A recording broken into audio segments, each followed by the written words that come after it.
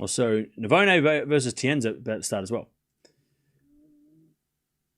All right, what's going on? We've got a doubleheader. We've got the Hamburg final. We've got the Strasbourg final. We've got Navarro at 5-love against Mboko. And Buse and Paul have just started. So, 1-love for Paul. Paul's had a great week out of nowhere. Took out Demonor yesterday, but he's taken on Buse, who is from Peru and having a really, really good week. But also,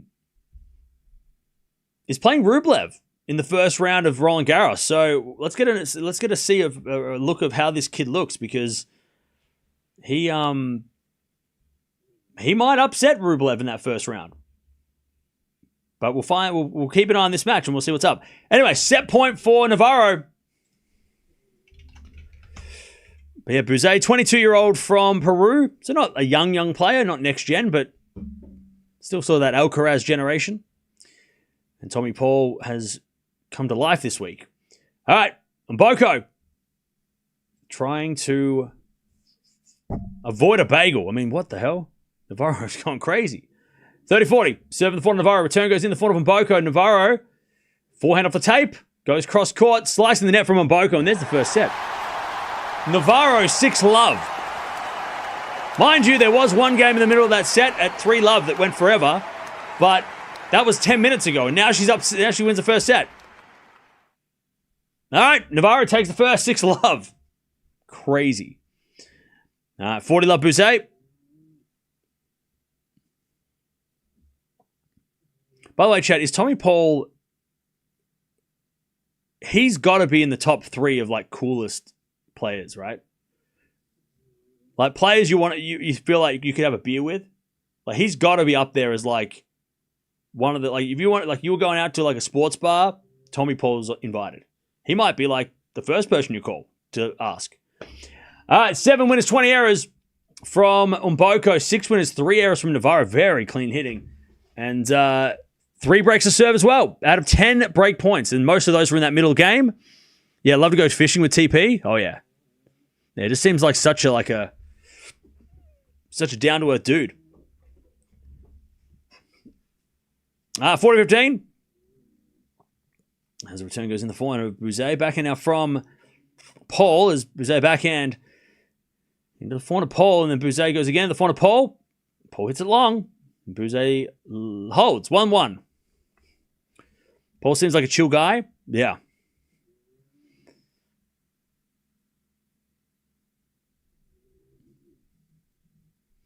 All right, 1-1.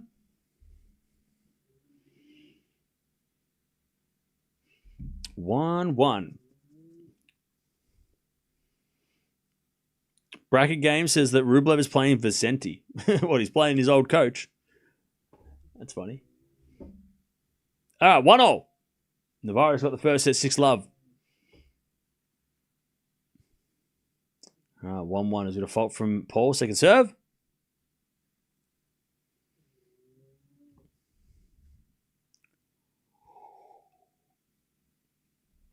Always Buse almost hits a return winner, but the angle was too sharp and it went wide.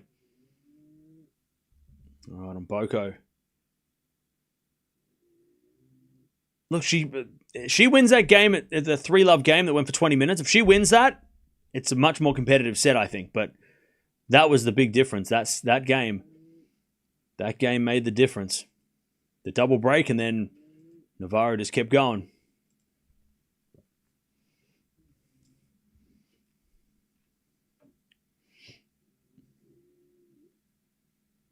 All right, here we go. That's Tommy Paul, 15-0.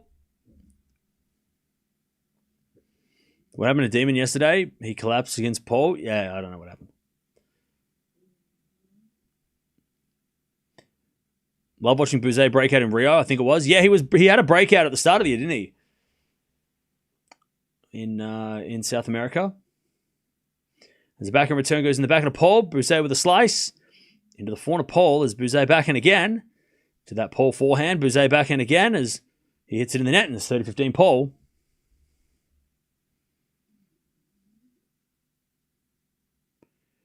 30-15.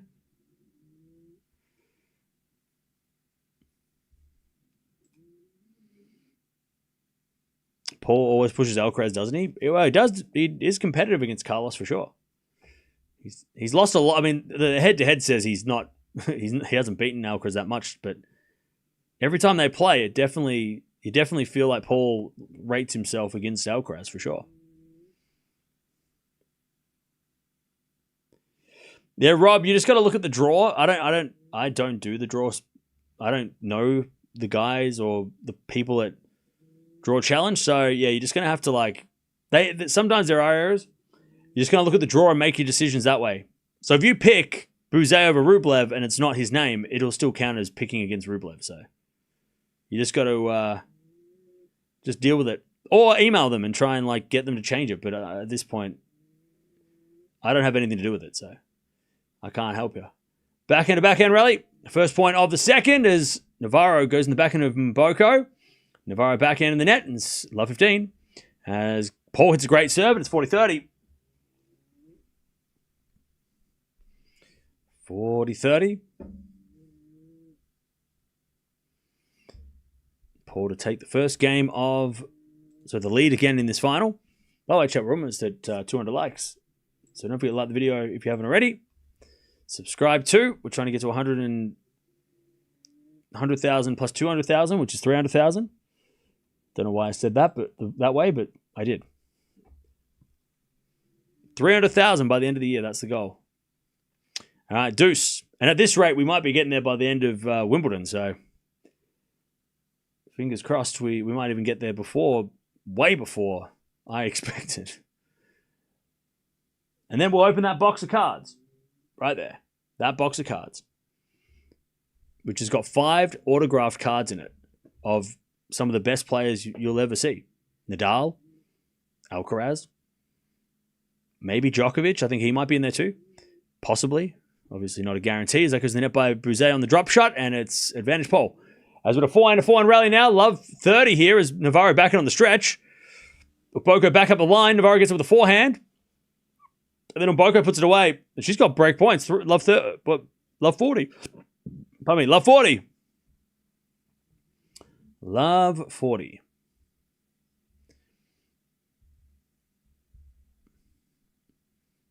To get the early break and finally get a game. Get on the board. Wild to think that. Love 40. First serve's a fault, second serve. Second serve, Navarro.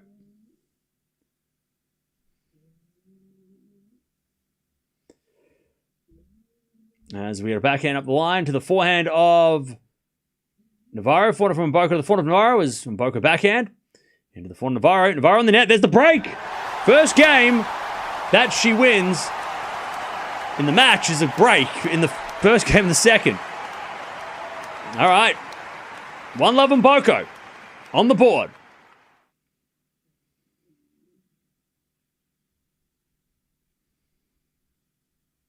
All right, Deuce again. His Paul tries to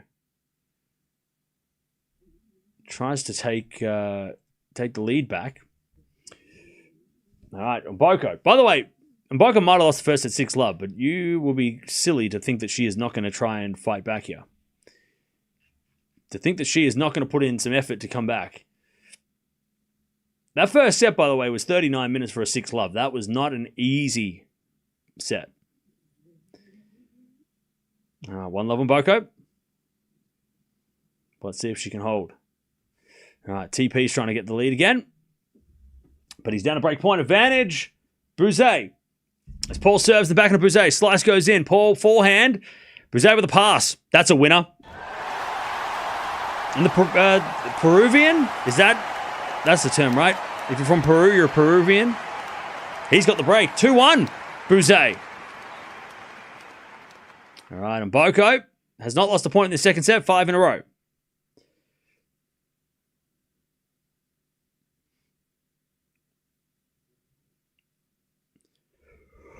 Ooh, pardon me.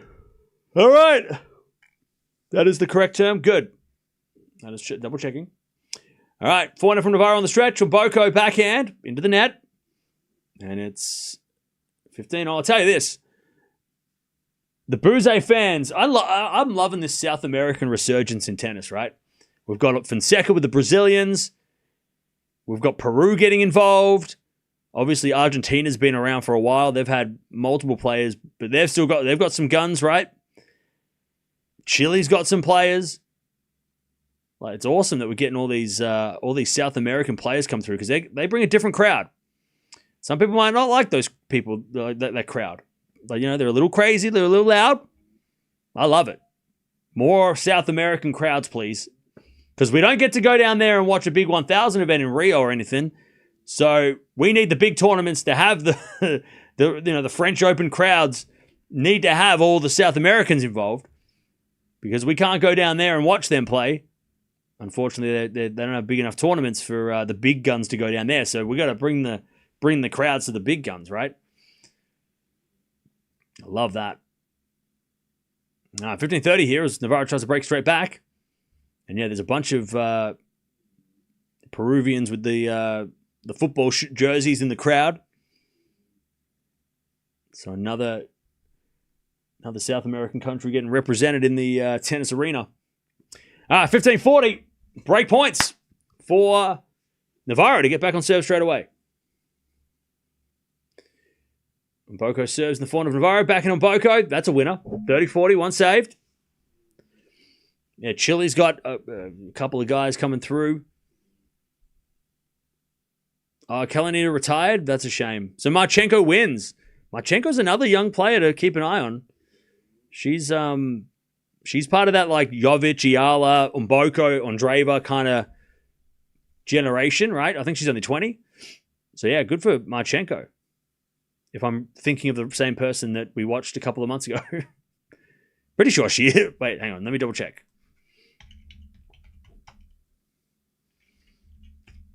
Yeah. Yeah, she's 20. She's from Croatia, right? Yeah, she just won. Yeah, she's another one of that generation. They've got so many players on the WTA. Break back, by the way, Navarro. 1-1 in the second.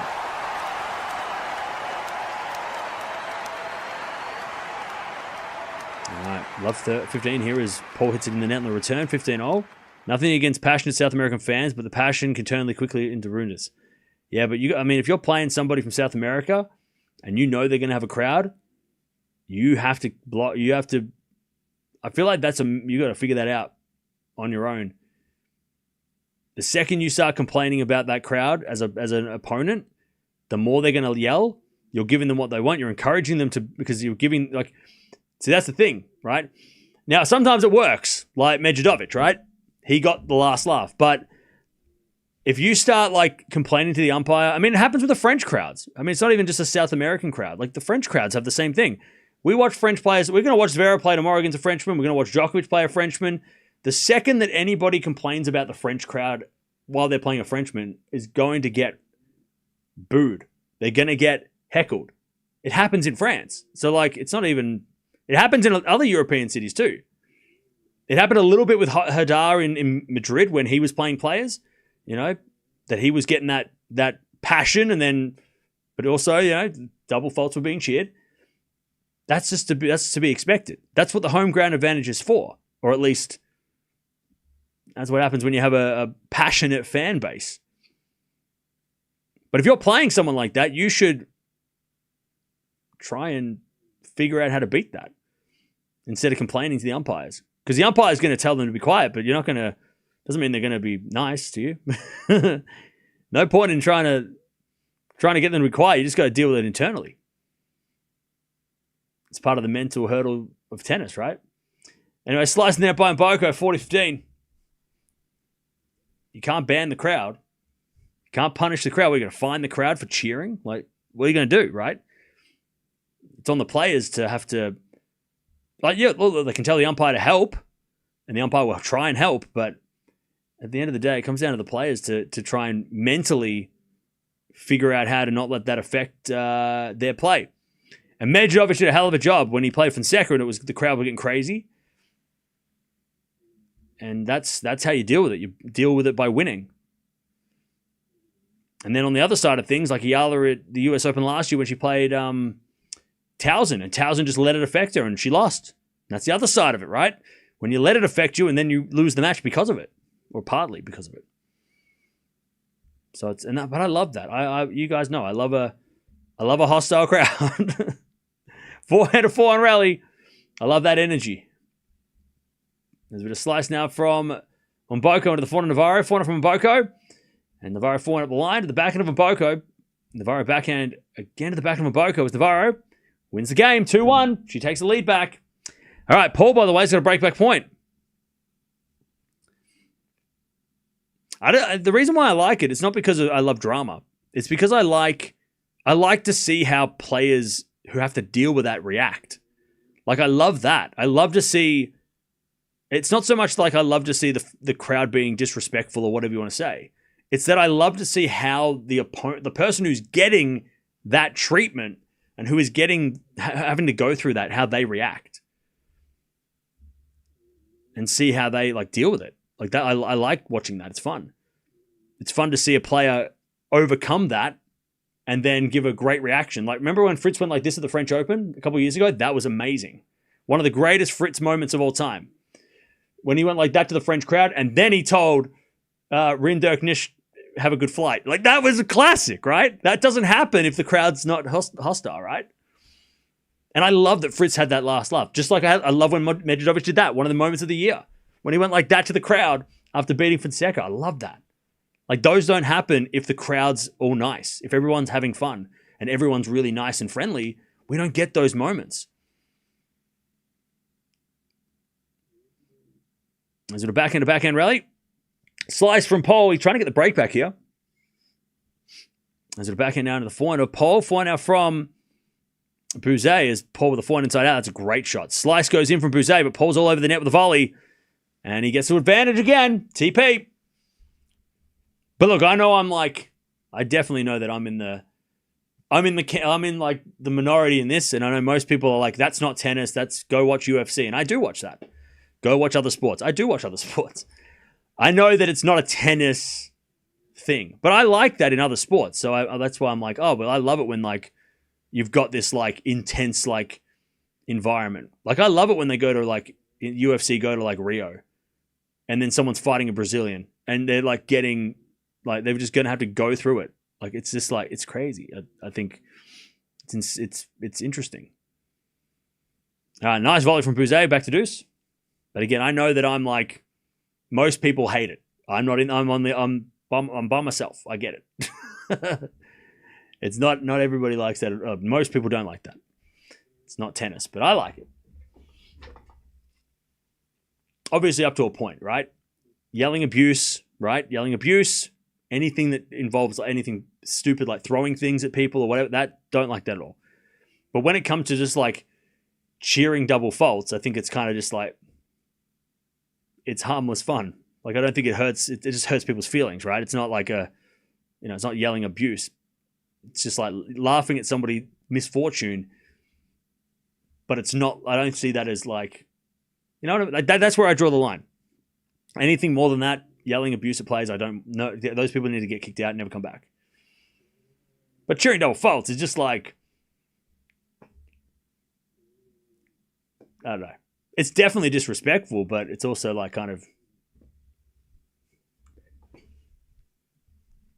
just don't react. Do not react. Don't let them know that it's getting to you, because they'll keep doing it.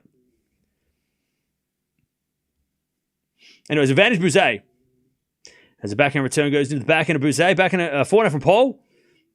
As Buse backhand again to the backhand of Paul. Drop shot is good. And it's back to deuce. And I'll tell you this, and I know why I like it as well, because one, I'm Australian, and we used to go to in the Davis Cup, we used to go to hostile environments in France and South America and have to play them in the Davis Cup, and that was the worst environments to go to.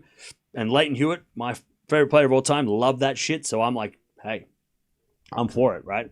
But I also, when I played, I don't know what it was, but whenever I played at somebody else's, if it was in a club match or whatever, and I played somebody away from home, at another person, another club, and they had a group of people that were watching them, and they were cheering my every mistake, it just gave me more motivation. I don't know. I just love that. I love that. Like, it just gave me a reason to, like, try and win even more. Like, I know that's just, I don't know what it is. I love that. But then I can see the other side where other players just hate it and they fall apart. And I get that too. But I don't know. When I played, I was like, oh, okay, you bought like everybody you know in your family. All right. And I'm going to make a mistake and they're going to be like, yeah, let's go. All right. Let's see how long that lasts. I don't know why. I just loved it. Advantage Paul. Which is why I love when players like, Djokovic does this. And I'm like, yes. Tell him. You tell him. All right, Buse with a fault, second serve.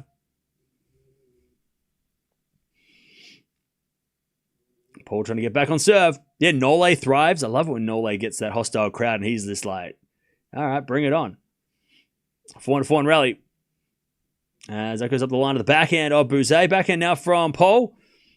Buse back into the forehand of Paul. Again to the backhand of Buse. Buse hits a wide. We're back on serve. 2-2. TP breaks back. All right. 2-2.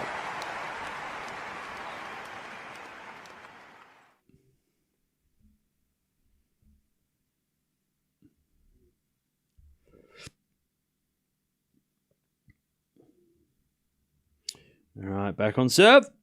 Also 15-all here. We're at 2-all in the second here. Navarro serving. As she hits the forehand cross court. Boko hits it up the line. Does that go in? No. Just went long. 30-15. It's called Don't Poke the Bear. Exactly. 30-15. As Navarro serves again.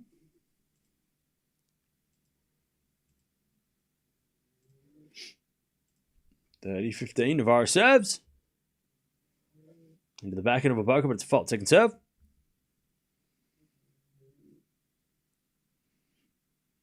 Paul has so much aura. He looks like Superman. He's Captain America. Tommy Paul is Captain America.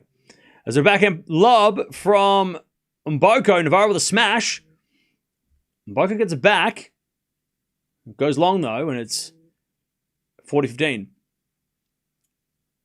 I'll tell you, there was a probably 2024 when Navarro broke out. There was a lot of similarities between Navarro and Paul. Like they were so similar because even TP was sort of like breaking towards that top 10 at the time as well. Like Navarro and Paul, very similar. Don't really shout, right? They don't really celebrate. They're pretty low key. They're pretty chill in the interviews. They seem pretty down to earth, right? Very similar in the way that their personalities as well. So it's kind of weird that we're watching them at the same time. And they could both win, which would be kind of great for the American tennis on the clay and then Tien wins? That can't happen. Are we going to have 3 American clay court champions today? Is that a thing? Could that happen? Could happen. Anyways, Buse's got love 40. Maybe it won't happen. Return goes to forehand of Paul, and Paul rips that for a winner. And it's 15-40.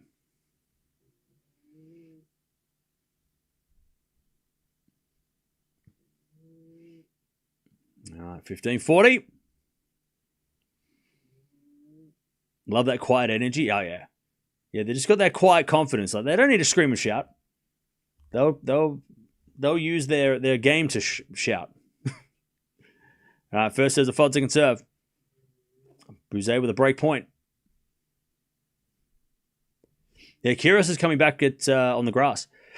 As we backhand now into the forehand of Buse. Backhand out from Paul.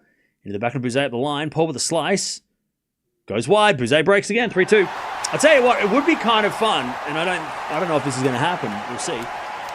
If we watch Kyrgios straight after the French, which he's supposed to be playing in Stuttgart, I think. It would be kind of fun.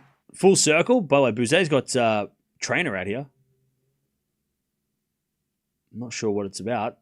He's talking about his nostril, his nose. I think maybe he's something's going on here. I don't know what's going on.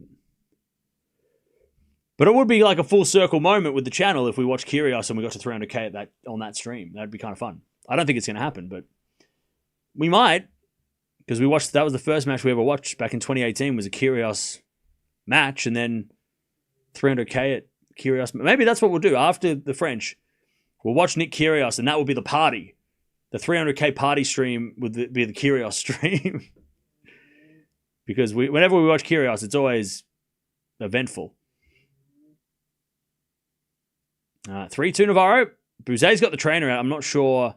They're just checking his vitals. So he must have he might be feeling sick or something. And it was love 15 that goes out by Mboko. What if we get at RG? If we get to 300k before, during Roland Garros, we'll do something after. Either way, we'll do something after Roland Garros. If we don't get there and we do it at Wimbledon, then we'll do something after Wimbledon. We're not going to do a party in the middle of the tournament because that would be too hard to organise. And so back in long by on Boca, love 30. But if we get to 300k during French Open, then after the French, we'll pick a day where we can celebrate the crazy achievement and open those cards. Love 30. Kyrgios Medvedev, that would be wild.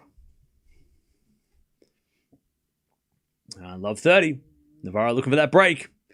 And Buse just getting something for whatever he's dealing with. He has got an ice pack around his neck, so maybe he's just feeling the heat.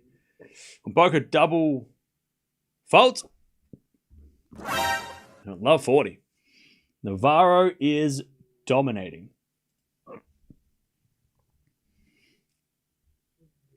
Love 40.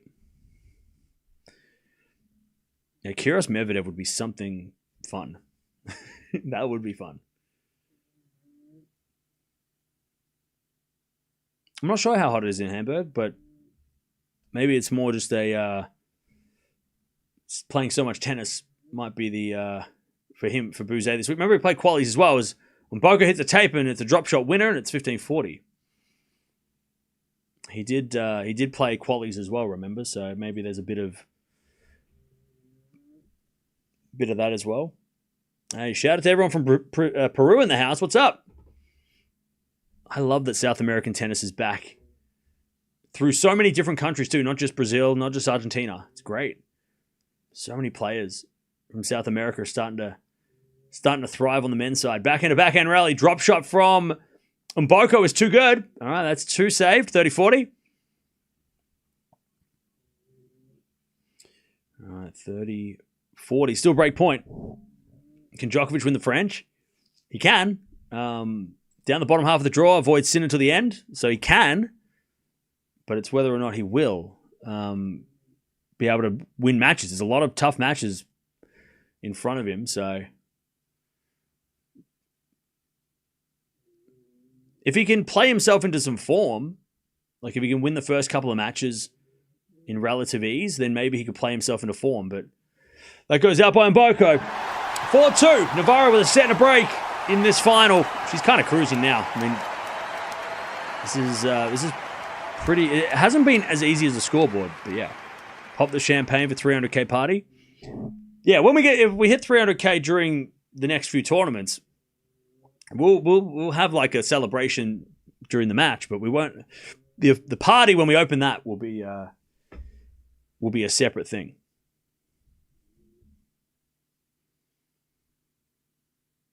All right. Seriously, many people can't wait for Keeg's return. Please keep us up to date. Oh, no, I will. Don't worry.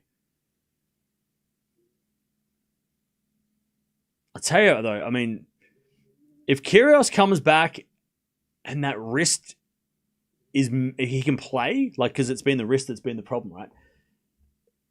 It might be the perfect time for him to come back. Like, it's not like that we need him. Maybe we do need him, but like with Alcaraz out, and I'm not saying that he's the solution to Sinner, right? That's all I'm saying.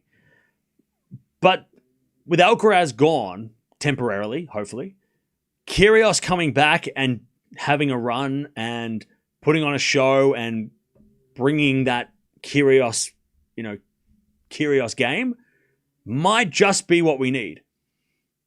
Like, I don't want to call him a sideshow because, that sounds rude. And I'm not saying that he's a clown or anything like that, right? I love Keeks. But it would be kind of fun to have that circus back. Like, bring back that circus while Alcaraz is not around, because, Alcaraz is gone. Yeah, okay, there's definitely entertaining players, right? We've got a lot of good, we've had the Hodar resurgent, or the Hodar breakout. We've had Fonseca doing his thing. Bublik's obviously always around for fun. But it's the Sinner show.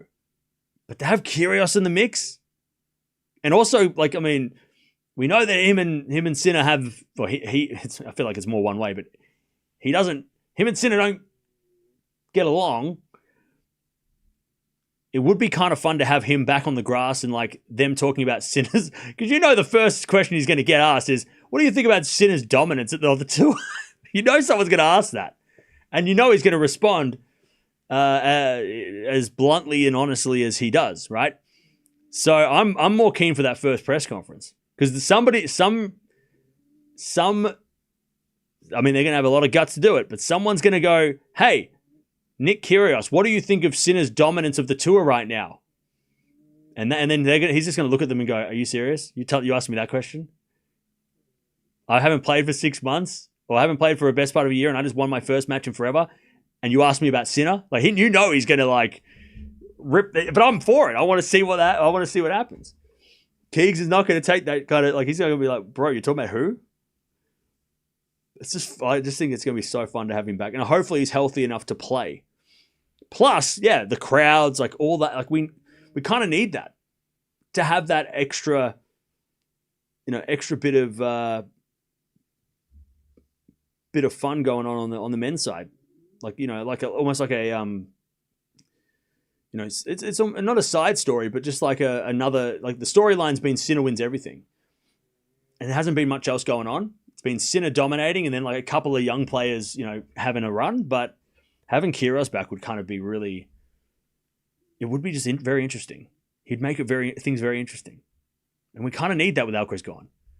At least something else to keep us, especially as Mboko hits it out 40-30. Especially, and I know I'm rambling, but especially with Alcaraz, Djokovic, Sinner not playing pre-Wimbledon.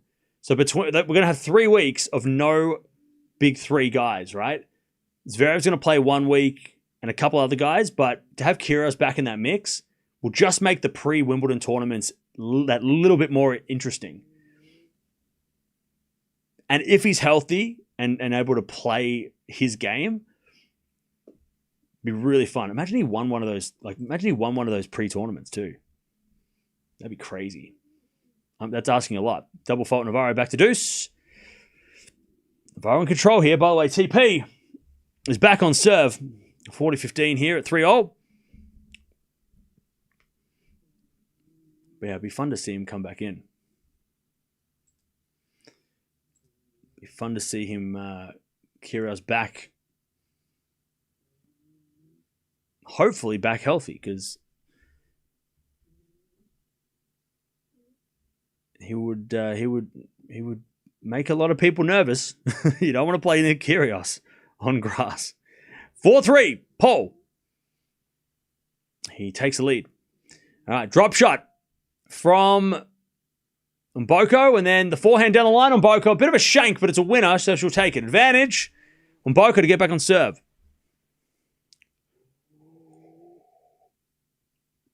Yeah, I'm not sure what Kyrgios' ranking is. Is it protected, or is he getting wild cards? I'm not sure. I can take a look. So, Queen's Club, he must have a protected ranking. Or is he playing Hella? Or is he not on the list yet? We don't know. Stuttgart, he's playing... Is he playing Stuttgart or Den Bosch? I can't see his name. He must have a protected ranking, or maybe he doesn't. He might not.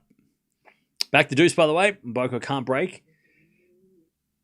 He might not have a protected ranking because he hasn't played for a while. Shouldn't he be resting for RG? I am today. Today. We're just chilling. He's getting he'll be getting wild cards 1,000,000%. So I don't think he needs. He might not have a protected ranking high enough. because remember, it's based on the average ranking of the first 6 months of you being off. So his ranking might have been low. But he'll get wild cards. He'll get wild cards. I don't know about Wimbledon, though. Will Wimbledon give him a wild card? He might need a Wimbledon wild card. Are they going to give? They might not give him one. They've not always been the best of friends, Wimbledon and Nick Kyrgios. They're not, but that would be stupid not to give him one. Like, he's bought them so many memorable times. That would be so silly not to give him one out of, like, spite. Drop shot in the net by Navarro. We get back on serve here, 4-3. It would be so silly for Wimbledon to, like, snub Kyrgios, but it would also feel like that would happen. They would ignore him and make him play qualies, which is kind of dumb because you're just like, oh man, what a missed opportunity. He has given you some of the greatest moments in the last 5 years at Wimbledon. You can go back to, like, when he beat Nadal there, right? But, like, his run in 22 had so many fun things for the fans, maybe not fun for the tournament. But his run in 22 was one of the most iconic parts of Wimbledon in the 2020s. That and, like, Alcaraz, obviously, with Djokovic and all those matches too. But, like, his run in 22 was one of the biggest parts of why Wimbledon in the 2020s. I mean, yeah, it's got to, like, come on, you got to give that guy a wild card.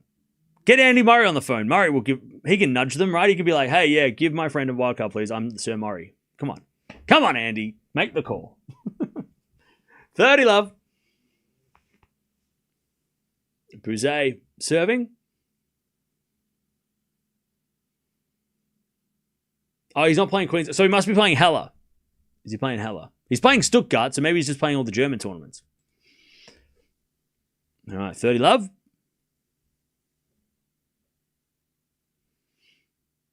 Raducanu is an expert at exploiting the protective ranking loophole. No, she's top 50. She doesn't need a protective ranking.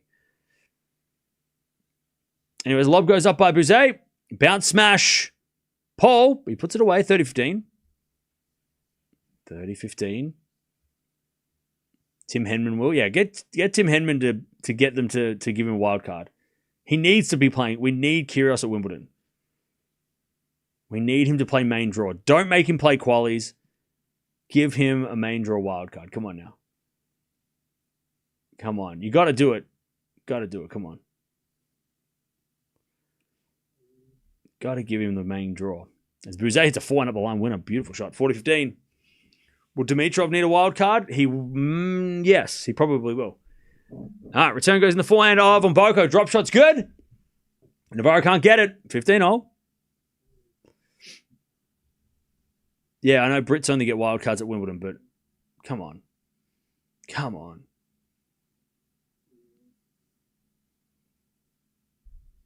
Having Kyrgios in your draw is only going to make your tournament more interesting. Backhand return goes into the forehand of Buse. Backhand on the stretch from Paul. Buse forehand goes in the net. It's 40-30. Couldn't forget the Tsitsipas Kyrgios epic at Wimbledon 22. Absolute cinema. Still, to this day, one of the best matches of the 2020s. So intense. It was a circus. It was, oh man. That match was insane. Loved it. Like, that was iconic. It was cinema. All right, 30-0.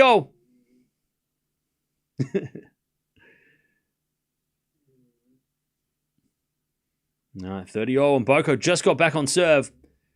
But it means nothing if she gets broken. All right, 4-4 Buse and Paul in the first set. All right, 30-0 as we serve again from Mboko. Into the front of Navarro, up the line at the back of Mboko. Navarro backhand. Goes into the back of Mboko. Navarro backhand again. Mboko gets it back. Navarro backhand goes up the line. Navarro now with the backhand on the stretch. Mboko backhand again. Drop shot is really good. Navarro can't get it. That's just too good. Mboko's hit some amazing drop shots. And it's 40-30. 40-30 on Mboko to level. All right, Paul serving 4-4. As we had a backhand rally here from Buse. He slices it into the front of Paul. And Paul hits it out. Love 15. As Navarro, forehand up the line to the backhand of Mboko. Forehand from Navarro across court. Mboko gets it back. Navarro forehand goes again into the net. And Mboko gets her way back into 4-all. Good fight back.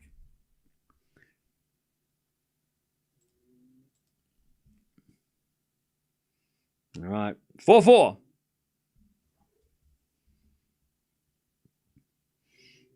right. As Buse hit it out on the return, and it's 15-all. Wimbledon needs something exciting to create buzz. With Alcaraz not being there, Kyrgios would be amazing for the All England club. Let's go. Yeah. I concur. And like the possible if you're at the Wimbledon, if you're at the All England club and you're trying to give out wild cards, you've got to have your head in the sand if you don't think that Kyrgios Sinner potential second or first round is not worth a wild card. Like, I know that the draw is random, right, and all of that, but it's I mean, the possibility that Kyrgios and Sinner could play at Wimbledon is enough to give him a wild card.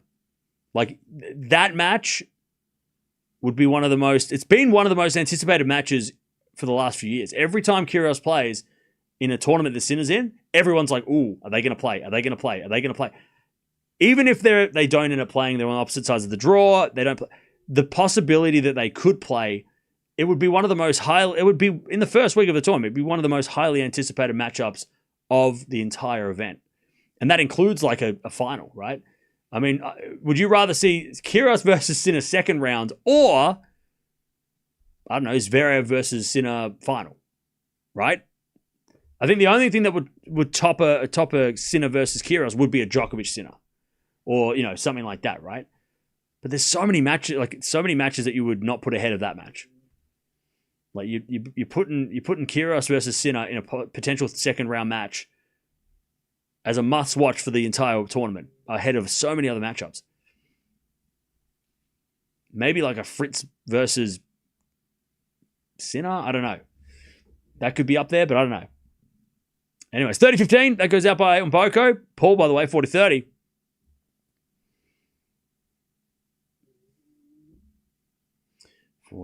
as Paul serves out wide. A fault, second serve. Navarro 30-15.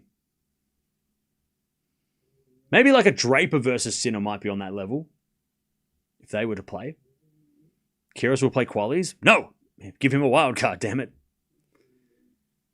There's a bit of forehand slice to the backhand of Mboko. Great lob by Mboko. 30-all. Buse wants this break. All right, lovely lob. Drop lob combo. That's an Alcaraz special.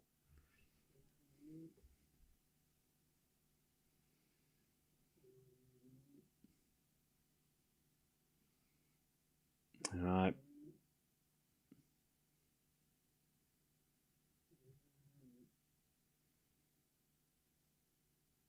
Serve is a fault from Navarro. Second serve.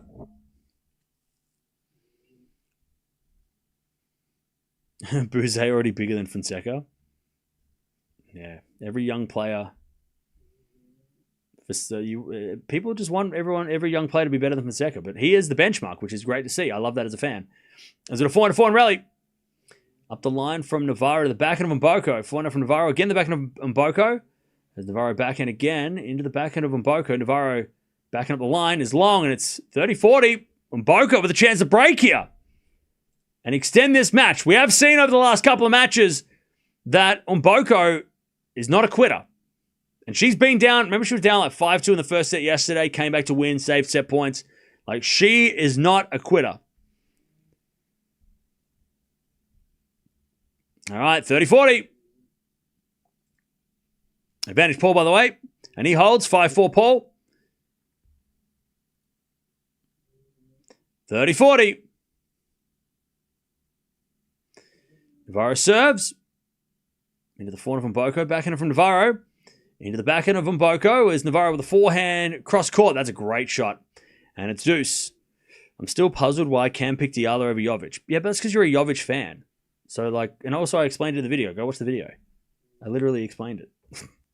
I didn't just go, these two are playing and I pick Eala with no explanation. I made a video about it. And it literally says what I think Eala has to do to win and why I picked Eala.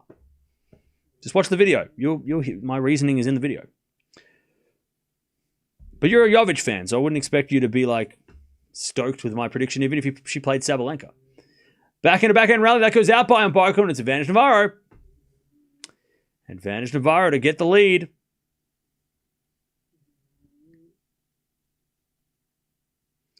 To get the lead. Also, it's Eala's birthday today. She is 21, I think, so happy birthday to Eala. All right, advantage Navarro. Serving to the backhand of Mboko. Sorry, Mboko on the net. Navarro, she's one game away from a title in her comeback. And she's already back into the top 30 after this week. So, I'll tell you, Navarro is dangerous. Watch out. All right. Eala versus 2012 Serena. Cam picks Eala.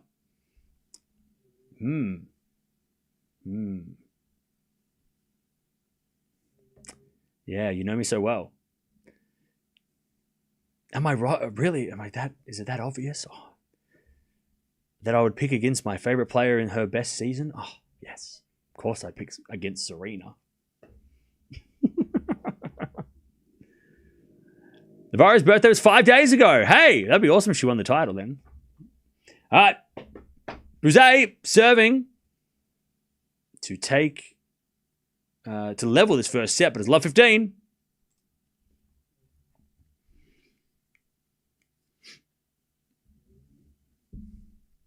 On a lighter note, Cam would be super happy if Fonseca and Eala paired up for mixed dubs. I would, yeah. That would be awesome. Do I like Brisbane or Geelong? They're both all right. All right, 15-0. Has a return. Goes out by Paul. And it's 30-15. Buse, good serving. Navarro beat Iga in Beijing last year. Did she? I can't remember that. So it'd be probably her best win since then, right? Has a backhand slice. Nope, that's a let by Buse. Have the Wimbledon wildcards been given out yet?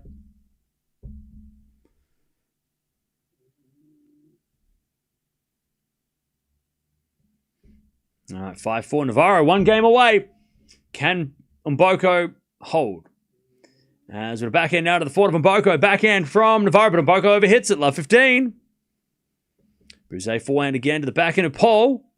Buse with a forehand cross court. Paul gets it back. Buse up the line. That's a great shot. Paul gets it back with a lob, though. And it goes in the net. 40-15. 40-15. As a fault from Mboko. Second serve. Serving the forehand of Navarro. Good return to the backhand of Mboko. Navarro with the backhand again to the backhand of Mboko. And she hits it up the line for a winner. What a shot. 15-0. Would Fizet be observing more this first tournament? Yeah, I don't think he's going to... Yeah, probably. Probably more. I'll tell you this much. Mboko hasn't played much since Miami.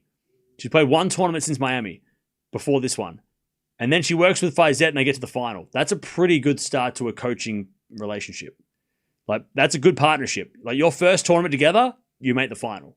Even if she loses, right? And yes, okay, she loses, should have won this match, should be, she was the favorite, all that stuff. But to have them pair up and then they make a final straight away, that's a pretty good start. On a surface that Mboko is like, you wouldn't think Clay and her game would be super compatible.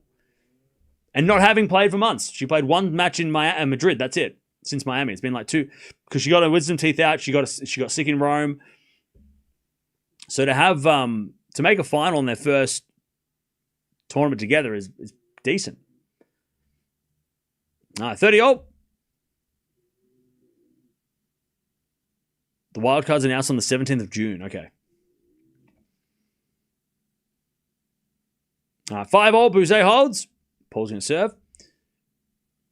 30-all here. Mboko's got to be careful. She serves. No, she doesn't. She's serving in the sun as well. All right, return goes in the back end of Mboko. Mboko on the ground. And we got a championship point for Emma Navarro, who has been off tour for a couple of months due to illness. And she has come storming back onto the tour. Will be unseated and in a very sketchy part of the draw next week at Roland Garros, but we'll be keeping an eye on her for sure. Return goes out and Mboko says not yet. Deuce. Championship point saved.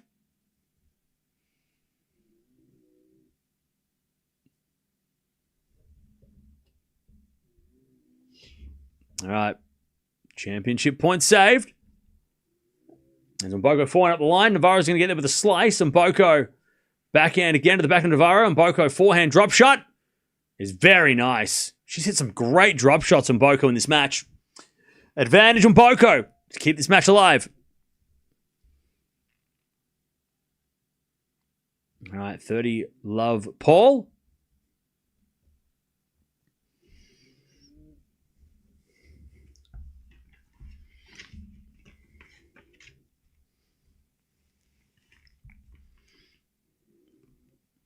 All right, advantage on Mboko.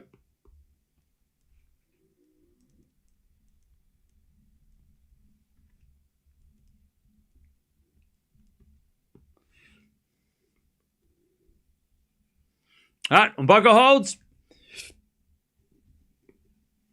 Championship point saved. All right, 5-5. Oh, yeah, Tien's playing right now too, right? What's his score?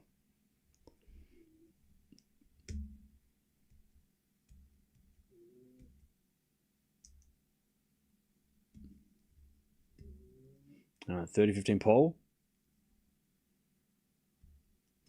Backhand return goes in the net from Buse, and it's 4-15. Why would the Temple of Tennis give an opportunity to a player who treated the sport as a joke and not seriously? I don't know. It would be entertaining for sure. So I'm guessing you're saying Wimbledon and Kyrgios. Is that what you're saying? I mean, look, you might not like him, and they might not like him, but he brings people to the tennis. People are going to watch that match. Whoever he plays. He might play on an outside court against qualifier. But Nick Kyrgios brings attention to the sport, even if it's in a negative way at times. So, like, you might not like his attitude. Wimbledon might not like his attitude, but undeniable that he sells out. Like, I don't think I've ever seen Kyrgios play in an empty stadium. Not the last 5 years, 6 years. Maybe in a 250 in a first round in the Asian Swing in 2018, but over the last 5 years when he's played, he has not been playing in front of nobody. People want to watch, and you got to give wildcards to the players that bring a crowd. That's what wildcards are for. They're not just for local hopes. They're not just for to improve your talent pool. They shouldn't be. They should also be there to try and sell tickets. They should be there to have an atmosphere in a match that maybe nobody would have cared about if it wasn't Kyrgios involved, right? That's just the way wildcards are, and that's why Venus gets them, right? Instead of somebody who, is a younger prospect. It's because the younger prospect doesn't have fans. They don't have the, maybe they got a little bit of hype behind them, but that's why Venus gets them, right? All the time. Because she's the recognizable name. She's the one that people want to go watch. Even if she does lose, 4-4 rally. Love 30 here. Mboko. She might just turn this around. She did save set points in the first set yesterday with a slice forehand. And it goes long, and it's 15-30. 15-30. 15-30. All right. Buse serving to get to a tiebreak. 15-30. Still a chance here from Mboko to maybe get the lead.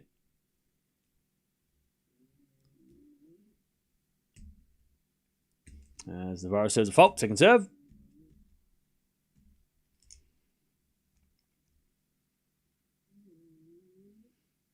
15-30. Second serve, Navarro. Into the backhand of Mboko. Return goes to the foot of Navarro. Mboko backhand. Into the Navarro backhand up the line. And Navarro hits it long. It's 15-40. Mboko to take the break and serve to the second. All right. Mboko. What a fight back. Remember, she was also down 4-2 in this set. All right, 15-40.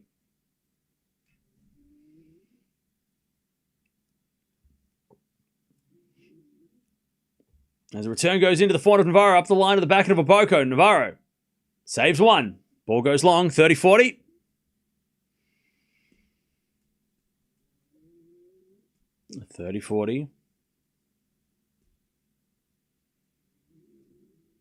Still break point for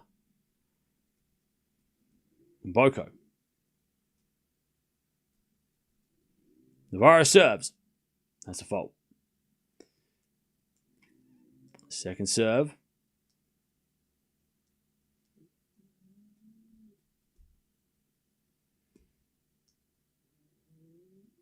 There's a return from Mboko to the back end of Navarro. Navarro hits a wide. Mboko breaks. All right. And she's going to serve to take us to a third. Big day tomorrow? Yeah, we got big day tomorrow. That's why I'm not shouting too much today. I don't want to ruin my vocals for tomorrow. Trying to keep it low-key today. Just trying to manage things today. All right. Mboko breaks. If you're just joining us, Mboko did have a have to save a championship point. It was on her serve, so she didn't have to save it on a return. She had to save it on a serve, but yeah, Mboko is now going to serve for the second. And Buse is about to get to a tiebreak against Paul in the first set here. All right.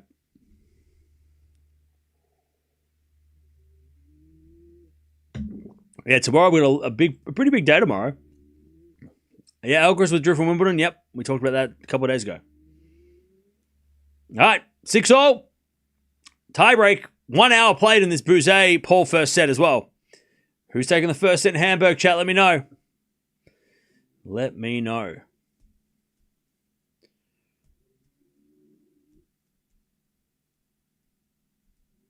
Who have you got?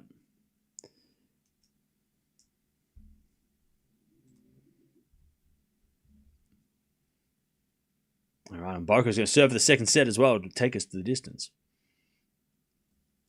All right, return goes into the backhand of Paul. Backhand from Buse. As Paul backhand again. The backhand of Buse. Paul, another backhand to backhand exchange as Paul with a slice up the middle. Buse with a forehand cross court. Paul gets it. Into the backhand of Buse. Paul backhand again. Buse goes again to the backhand of Paul. He hits a slice. Buse with a forehand. Paul gets it back. Into the backhand of Buse. What a rally to start this tiebreak. Backhand to backhand. As Paul keeps it to the backhand of Buse. Paul slice again. Buse with another backhand. Paul gets it into the backhand of Buse again. Paul slice up the line. Buse with a forehand again to the backhand of Paul. As Buse backhand up the line again. Paul gets on the stretch. As Buse forehand up the line goes wide. What a rally. That's got to be at least 30 shots. What a rally. 1-love Paul. Mboko 15-love. Navone 3-2. Is that on serve?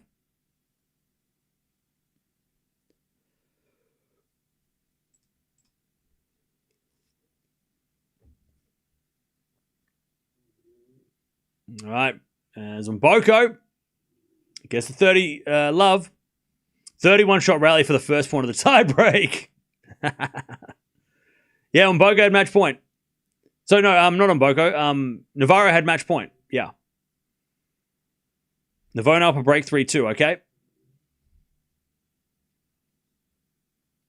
All right. 40 love. Mboko to take us the distance in the final of Strasbourg.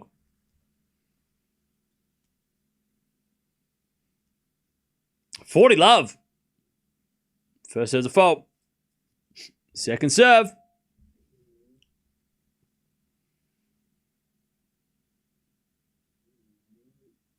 Serve to the backhand, Navarro. Return goes into the backhand of Mboko. Navarro forehand. Drop shot, Mboko. Navarro's going to get there, but not do anything with it. We're going 3. What a comeback from Mboko from 4-2 down to come back and win 7-5. Plus, she saved championship point. And we're going 3. 1 set to decide the winner. What a comeback from a 6-love first set as well. Super impressive. God, if Mboko hadn't done that already this week a couple of times, we maybe wouldn't be as impressed. But man, she does not give up. Mboko is not a quitter. All right. Buse 2-1.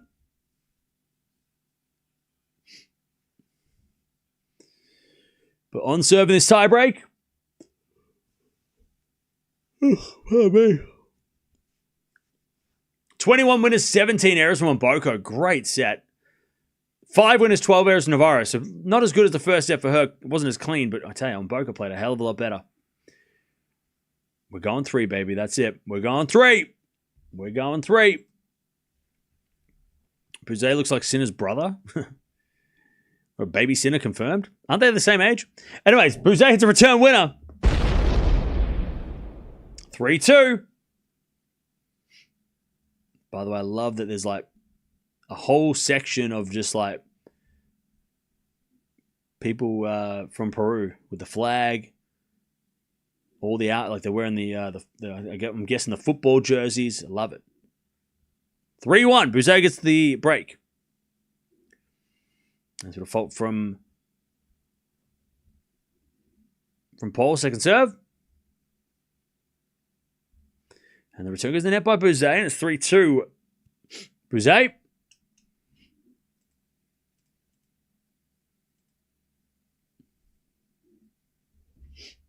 Navarro just getting some coaching in the what is it? The changeover.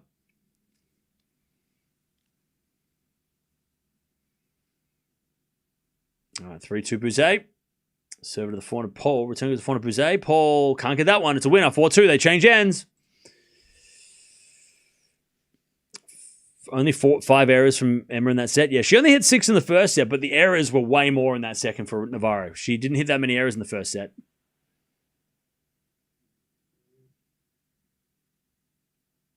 And Navarro is intensely listening or staring into the abyss. I don't know.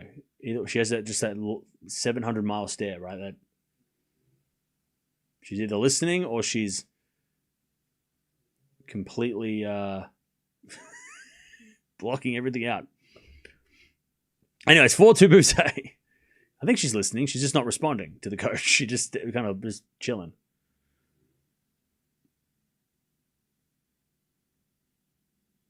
Ah, 4-2 Buse. As return goes out by Paul. And it's 5-2 Buse. It's only 1 mini break though, so Paul's got time. By the way, chat, we're almost at 298,000 subscribers, so thank you for that. Don't forget to sub if you haven't already. French Open starts tomorrow. You do not want to miss out. So make sure you subscribe because you may never come across this channel ever again in your life. And you're going to go, shit, who was that guy? What was that? That's probably impossible. We're going to be watching every single day for the rest of time. But you might forget what the channel name is. So if you subscribe, then you'll be up to date with all the French Open shenanigans over the next 2 weeks. And then we go to Wimbledon. Well, we go to the grass. All right, 5-3. So make sure you subscribe so you can stay tuned. We're going to watch so much tennis over the next 2 weeks. You don't even know. If you've never been if you've never been here for a Grand Slam, I'm live a lot. We're going to be doing like 16-hour days starting tomorrow. Volley in the net from Buse, and it's 5-4. Paul stays close, but he's still down a mini break. By the way, very, very packed crowd in the Hamburg final. Love that. Like, it is a packed stadium. One quick search and you come up first. Okay, well, in case it does, you forget. All right, just subscribe. All right, please. And then you won't have to be reminded. YouTube will tell you. But yeah, we're going to be watching a lot. We're going to be watching a lot. Like tomorrow, potentially a 13 hour day tomorrow on day one. So we're going to be live a lot. You're probably going to, some of you are going to watch this as you go to bed and wake up and I'm still going to be here. You're going to be like, bro, I'm going to work. How are you still awake? 4-1 goes up the line from Navarro. That's a winner. 30 love. First game of the final set. Who's winning the final set, chat? Give me a score and a player.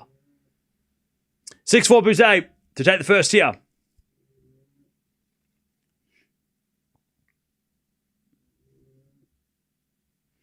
All right, 6-4 Buse. 2 set points to take the first set here in Hamburg. Buse serves. Into the back of Paul. Return goes to the front of Buse. Paul with the backhand. It's Buse forehand again to the back of Paul. Buse with the forehand again. Into the back of Paul. It's Buse. Another backhand. Oh, it goes wide. We're back on serve. TP. 6-5 Buse, but Paul gets the mini break back as that goes out by Navarro from Mboko. Navarro 40 love. There's so many bangers tomorrow. There are a few bangers tomorrow for sure. 6-4 Mboko, 7-5 Mboko, 6-4 Navarro, 7-6 Mboko, 6-1 Navarro, 6-4 Mboko. Okay. Set point number 2 for Buse in this first set. Navarro holds 1 love. As Paul comes in and volleys it away. And we get the deuce. Or 6-all if we're in a tiebreak. But I'm just testing you. I'm just making sure everyone's listening. Now, did he say deuce? I said 6-all, but thanks for listening. 6-6. Stan's not playing tomorrow. Stan's not on tomorrow. I think he's playing Feast on Monday, right? I think it's Monday.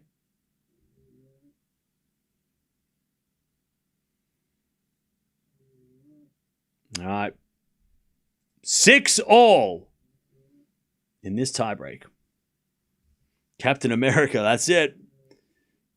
Save 2 set points here, Paul. As Paul serves again. No worries, see you later, DJ.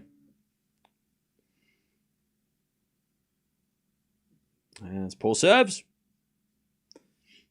So this is the season when you don't see sunlight. Pretty much. I mean, it's also winter here, so it's like the weather sucks, so I'm not missing anything. Backhand goes up the line from Mboko. And she tries to get on the board in the final set as Paul puts a forehand in the net. Oh, he did all the hard work and now he's down another set point. 7-6. 7-6 Buse. Where's the prediction video? It's going to come out later. All right, 7-6. I'm just waiting for that. I'm just waiting for that transaction to go through. That you sent the money, right? 15:30. Yeah, I haven't got your payment yet. Just waiting for the. Did you send a check or? Can't remember. What did we agree upon? What was the fee? 15:30. Backhand goes in to the forehand of Paul. Backhand Buse is Paul with the forehand again into the backhand of Buse. Paul, another forehand. Buse gets it back with the backhand into the forehand of Paul. Buse backhand again to the Paul slice. Buse with the forehand again into the backhand of Paul. Buse again with the backhand. Paul just scrambling as Buse hits the forehand again to that Paul backhand. He keeps picking on Paul's backhand. Backhand to backhand again as Buse keeps it at the backhand of Paul. He slices it and Paul hits it out and Buse takes the first 8-6. Throwing fists. The flags are flying. All right, 8-6 in the tiebreak. What a first set. All right, 30 here. Navarro wants an early break. Backhand into the backhand of Mboko. Navarro with a forehand again to the backhand of Mboko. Slice. Navarro forehand again to the backhand of Mboko. Now Navarro with a slice is a drop shot. Mboko gets it with a slice up the line. Great shot. Navarro gets it back with a lob. And Mboko, I don't know what that shot was, but it didn't work. She tried to hit like an over-the-shoulder flick, and it did not work at all. And we're going to break point Navarro, 30-40. Yeah, so the prediction video is going to be on the second channel later, but I haven't got around to it. But I get it. Where's the prediction video? Patience. It'll come out soon. Subscribe to the second channel. And wait.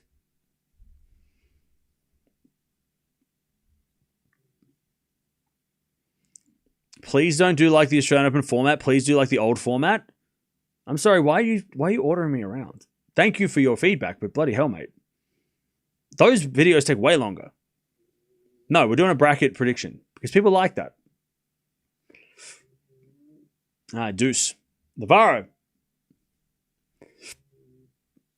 I appreciate your enthusiasm around the channel, but also I don't have time to do a whole I got time to put brackets together and chuck them on the second channel. I don't have time. I got to get ready for tomorrow. We got first day tomorrow. I'm busy. We got to get ready for tomorrow. Can't be slaving away making 100 videos with a lot of editing and crazy shit just before. We got like a 14-hour day tomorrow.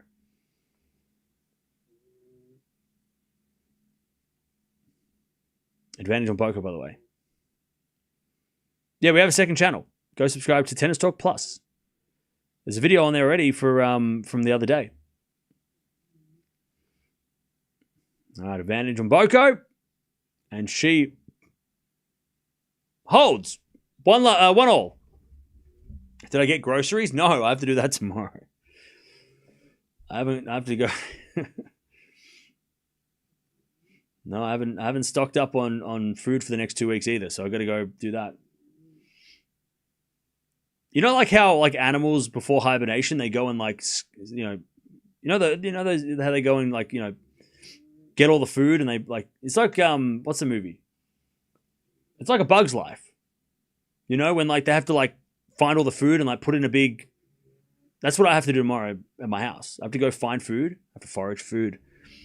I'm like 2 weeks. I'm 2 weeks hibernating in this room. I need to stock up because I ain't leaving the house. That's what I got to do tomorrow. I'm not really hibernating because I'm just staying inside, but I got to go out there and hunt for food. I didn't do that today. Instead, I went to IKEA and ate food. Boka's had 40 errors.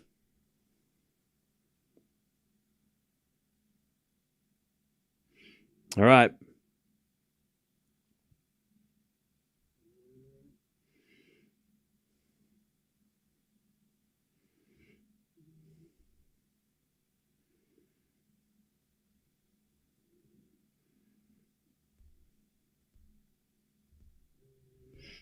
All right, 30 love.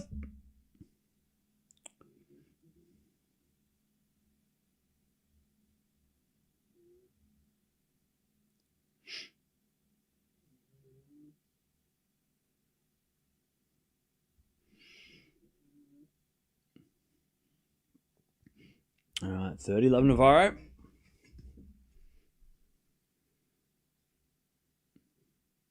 Does me get a walk every day? Yes.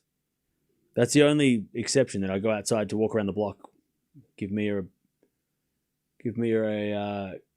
chance to catch it. When I say I don't leave the house, obviously it's not. Obviously that's for dramatic effect. I do leave the house occasionally.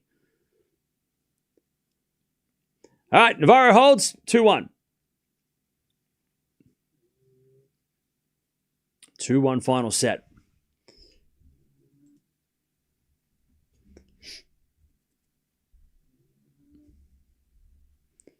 All right. Mboko is playing too many 3-setters lately. Well, yeah, but she hasn't played much lately. So, I mean, yeah, she's playing a lot of 3-setters this week, but she's also not playing many. Like, she hasn't played much, so it's not like she's got to worry about anything. By the way, Deb, did you send a message? Did you message me? Did you send me something on Discord, or is that not? I thought I read a message. Am I blind?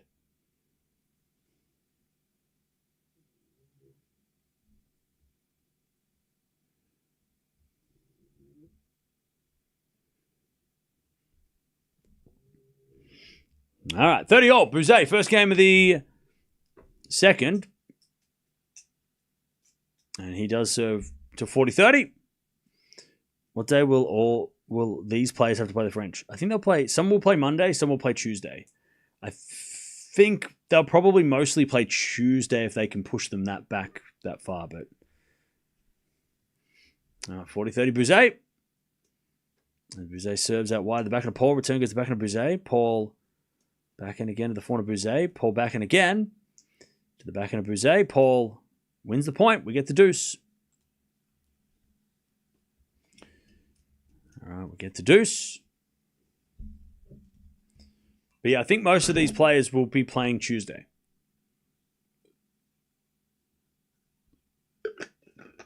I'm pretty sure Mboko is playing Tuesday. Top half of the draw played Tuesday, so... Top half of the draw mostly play Tuesday. So Mboko, Bartunkova will be Tuesday. I think Sinner's on Tuesday. Paul is down the bottom of the draw. No, where is he? Oh, no, Paul's up the... Where the hell is Tommy Paul? Tommy Paul is missing. Where is he? Oh, he's in the bottom half. So Paul will be playing on Monday. Mboko Tuesday. Navarro... I think Navarro's playing on Tuesday as well. She's up the top. And Buse is also down the bottom. So Rublev and Buse will be playing on Monday. Paul will be playing Monday, and then the ladies will play on Tuesday. I'm pretty sure. I think. All right, Paul. He wins the first game of the second. 1-love. He breaks. All right, love 30 here in Navarro. This is a forehand from Mboko. That goes in the net. It's love 40 Navarro. Love 40. Navarro to get the break in the middle of this final set. We are a long way away from this ending, though, because we know Mboko can come back. We've seen it already in this match. The default second serve.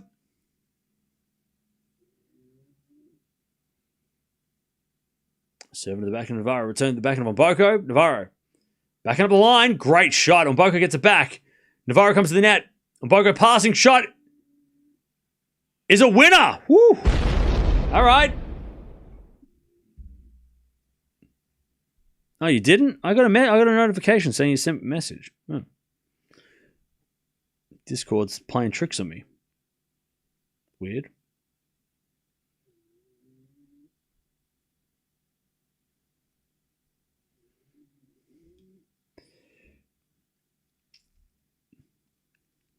All right, still break point here on Mboko, forehand up the line. Navarro with the backhand cross court. And then a drop shot in the net by Mboko. Navarro takes the break in the middle of this final set, 3-1. 3-1, Navarro. But remember, Mboko was down 4-2 in the second and came back to win. So don't think that Mboko is going to just finish this, going to finish off, or going to leave this match without putting up a fight. Cam, how was your honeymoon after your wedding last week? I didn't get married, so I didn't go on honeymoon. So I have no idea what you're talking about. All right, Navarro with the break, 3-1. As we're back into backhand rally. Mboko up the line. Navarro with a slice. Forehand from Mboko as Navarro forehand again to the forehand of Mboko. Mboko up the line goes wide. And it's 15-love.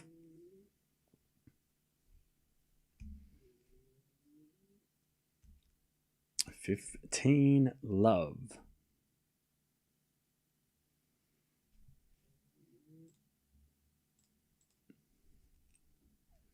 Yeah, Buse plays Rublev, which for Rublev is tough. It's a tough match. Even before Buse went off this week, when the draw come out, I think a lot of people who have been, a lot of you guys have been paying attention. We were like, oh shit, Buse in the first round is not an easy first round for Rublev. Buse is legit. And he's proven that the last couple of days. But like, even a couple of days ago when the draw come out, it was like, ooh, that's going to be tough. Rublev's going to have some work to do. Probably the good thing for Rublev is that he's going to play a guy who's played all week. So maybe Buse is going to have less gas in the tank in a couple of days, but still tough. And also, if the Peruvians are going to rock up in Paris and support their guy, Rublev's going to have to deal with could be dealing with a pretty intense crowd as well. Paul holds, by the way, 2-love and 40-love Navarro. So yeah, Buse Rublev feels like it could go the distance as well. Maybe a 4-5 setter too. So that'd be fun. We'll see if we watch that one on Tuesday or Monday. First serve, the fault, second serve. Could be an upset. I mean, yeah, Rublev, he's got to be careful. And a double fault Navarro, 40-15.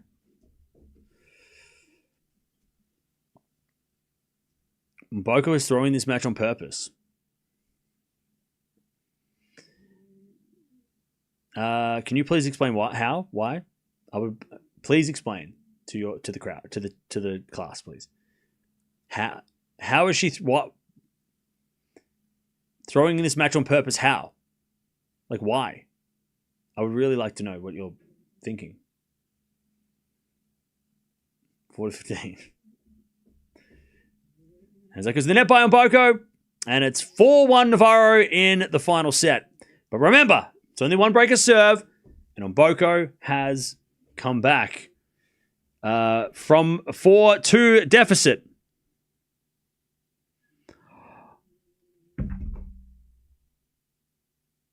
Chat, how does this happen?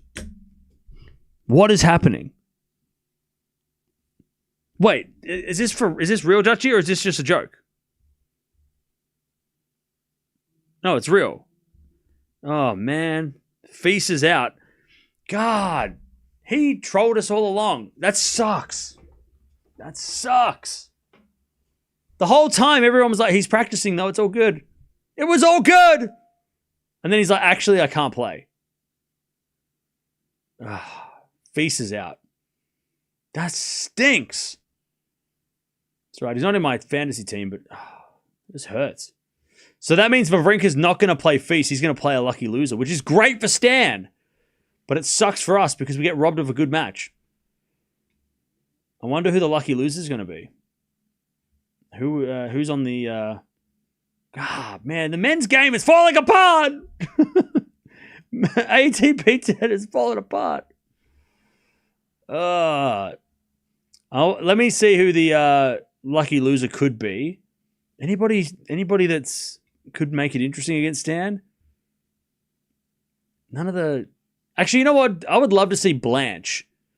Blanche, like the kid from America, the 18-year-old from America, put him up against Stan in the first round for fun. Have a generational clash.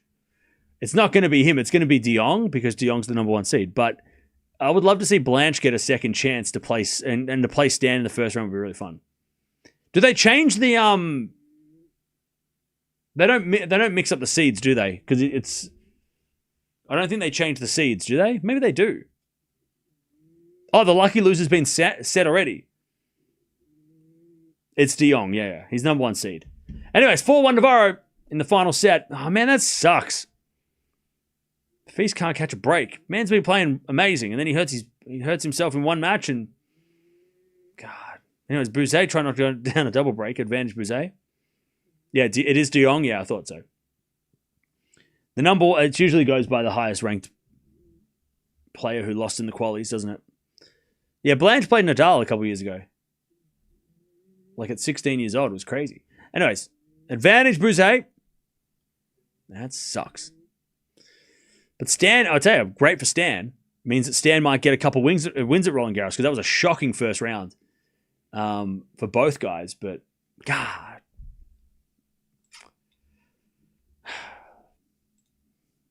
Boo. Hopefully Feast is good for grass, though, because Feast can play on grass. And I expect him to be really scary. Anyways, Navarro, good return. 15-30. 15-30. Yeah, Gene must have heard the news, and he hasn't messaged or hasn't sent the news yet, so he's probably having a deal with that. Brutal. Sucks for all of us, though. It's such a fun player to watch. 15-30. Mboko forehand. Navarro goes up the line. That's a great shot. Mboko slices it back. Good defense from Mboko. Navarro forehand inside in as Mboko goes cross court. Navarro gets it back.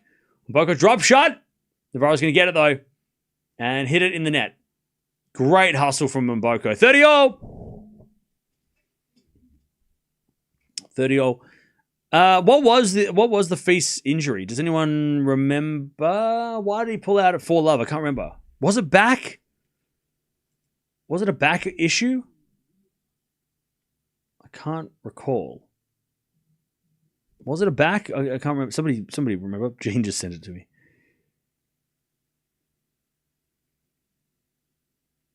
Ah, man, it was a hip, was it? It was hip. All right, 30-all. Big point coming up.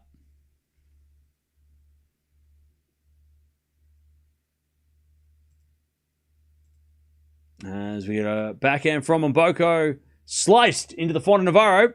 Mboko forehand. Again to the front of Navarro, up the line to the backhand of Mboko. Navarro backhand slice again. Mboko. Slice cross inside out to the front of Navarro. Now slice from Mboko. That's going to go wide. 30-40. 30-40. By the way, apparently there was 10,000 people watching, trying to wait for Feast and Monfils to practice today in the stands, but then obviously Feast is not playing, so he's not going to practice. Anyway, it's 30-40. Ah, God, that sucks. That sucks. Break point. Ace out wide. Woo. All right, Mboko. She's not done yet. And we get the deuce. God, that sucks.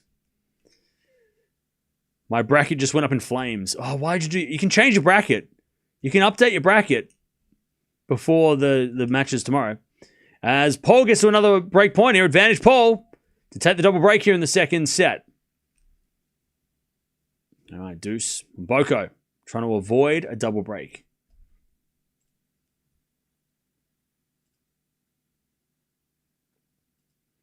As Mboko gets to advantage.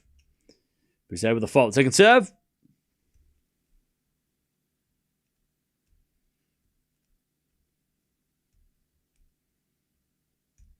As a backhand return from Paul goes to the front of Buse. Forehand now from Paul as Buse forehand up the line. It's a great shot. Buse survives. Back to deuce. And Navarro, she also gets back to deuce.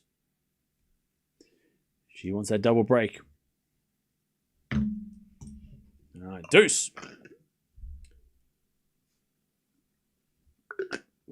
As with a forehand on the stretch from Mboko. Navarro. Cross-court forehand again. Mboko gets it back. Navarro forehand again to the front of Mboko. As they go with a forehand up the line from Navarro. Mboko gets it back. Forehand again from Navarro into the back of Mboko as Navarro forehand again. Drop shot. Mboko is good. Navarro gets there with a forehand. Up goes a lob. Navarro with a backhand volley is in. Did that go in? No, it just missed from Navarro. That would have been a crazy high volley. Great hustle again on Mboko. She is just hanging in. Not a bad attempt, though, at the volley. Oh, it just missed. That would have been a crazy shot from Navarro. That was so close to being shot of the day. All right, break point again for Paul. For the double break. Navarro returns into the front of Mboko. Mboko on the net. Another marathon game on Mboko's serve here. And Paul does get the double break. All right, 3-love Paul in the second.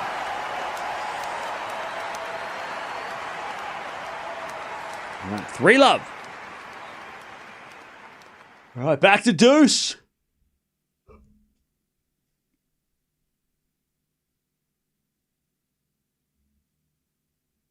All right, serve again from Mboko. Return goes in front of Mboko. Backhand now from Navarro into the slice, into the backhand of Mboko, sorry. Backhand from Navarro up the line. Mboko gets back. Navarro in the net with a forehand, and it's advantage Mboko. Prismic versus Fonseca. This could be the match of the tournament. Yeah, it could be pretty fun.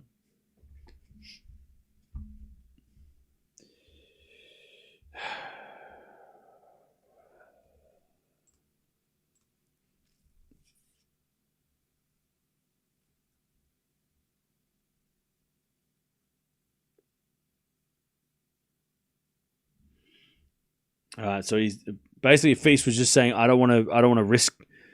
He said he said that the scans came back okay, but he's still in pain, so he doesn't want to risk it and be stupid like last year. So apparently last year he must have been playing in pain and it made it worse. So yeah, so it's more, and it's man, it sucks, but I guess he's not playing more for preservation so he can play for the rest of the year.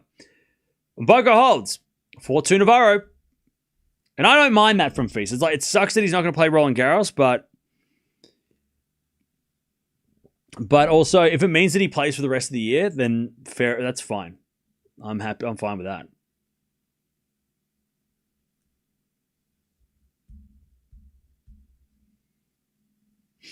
All right, 4-2 Navarro with the break, final set.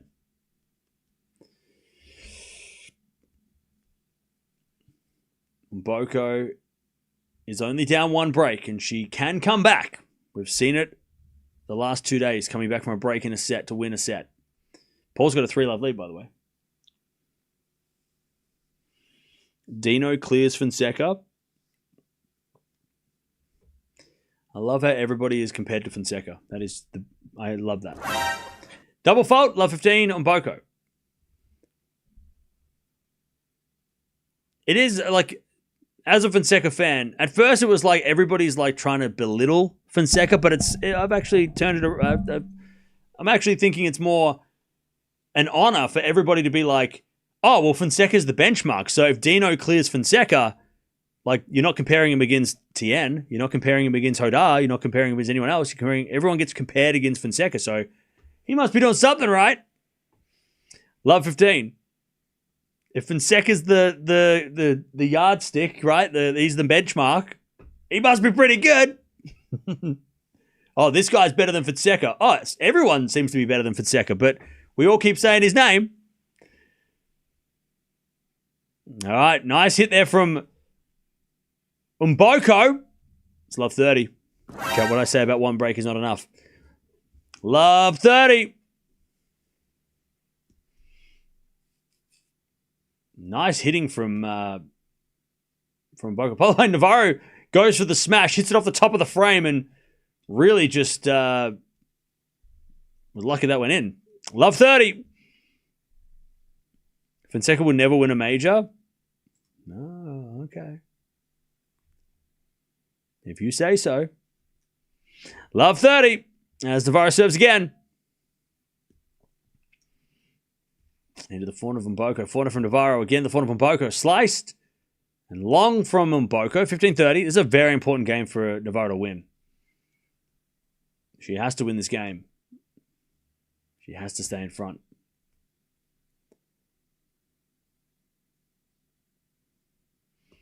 15-30.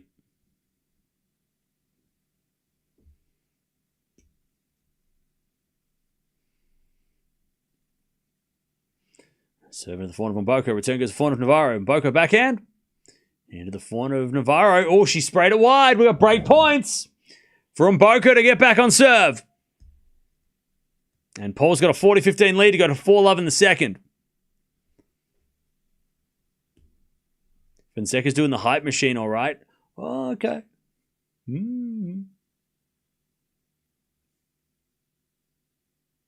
15-40.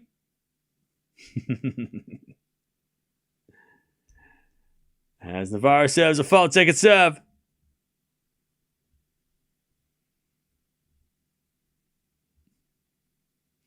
Second serve in the backhand of Mboko. And Mboko gets it out 30-40. I'll tell you this. What happens if he beats Prismic and Djokovic? Just saying. What if that happened? How would you be? Are you prepared? Are you prepared for that? Because I feel like that'll blow your minds if it happened. And maybe hurt your feelings. Are you prepared? Because it could. It's not a zero chance. Imagine if Fonseca did beat Djokovic in the third round of Roland Garros. Would you be okay? If Djokovic beats Fonseca, I'd be fine. I'd be like, okay. But what if the other thing happens? Will you be okay? Because I'll do a backflip off screen if it happened. I might do a double backflip with a twist. I don't know. Anyways, that goes out by Mboko. We get to deuce. That's not the upset you think it is? Oh, okay. So beating Djokovic at a Grand Slam is not a good win anymore. Oh, okay. Ah. So Fonseca beating Djokovic at a Grand Slam, not a good win. That doesn't, whatever, man. Whatever. That doesn't count. Oh. Okay. Anyways, backhand goes wide by Mboko. Advantage Navarro. Okay.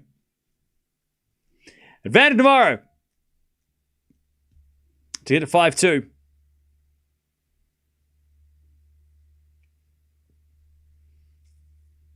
Also, 4-love for Paul. 4-love Paul. Backhand rally. There goes the net by Mboko. Good hold by Navarro. 5-2. Mboko's going to serve to stay in the match. Remember, Mboko has saved the championship point already in the second set.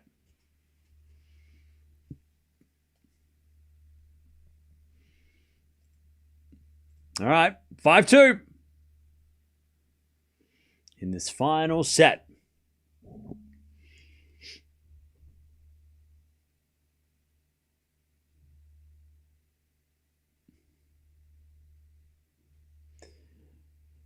If there's something certain, is it that Novak is 100% unpredictable at this stage? Well, that's the thing, right? I mean, we don't know what to think. We don't know what to expect from Djokovic. I mean, Djokovic is playing Pirikar tomorrow night. That's, you would say, would be a winnable match, but we just don't have any.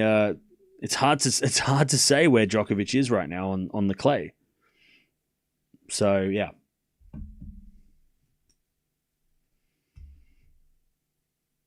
Novak isn't the health because of age. No, he just hasn't played. He took more time off than he thought he would need to on the clay, like before the clay season, and like he thought that he would be back for like Madrid, right? But he didn't come back till Rome, and then just So again, it's hard to know where Djokovic is right now. But also Novak can win a slam without form. Like he could also win the French Open by not playing at all on clay. I mean, remember last year? He went into the clay season last year with like multiple losses. And then he won that 100 title in Geneva. And we're thinking, man, he's played so much lately. Like, oh shit, how's he going to do? Makes the semifinals of the French. All right, here we go. Mboko is going to serve to stay in the match. Can Navarro take this win?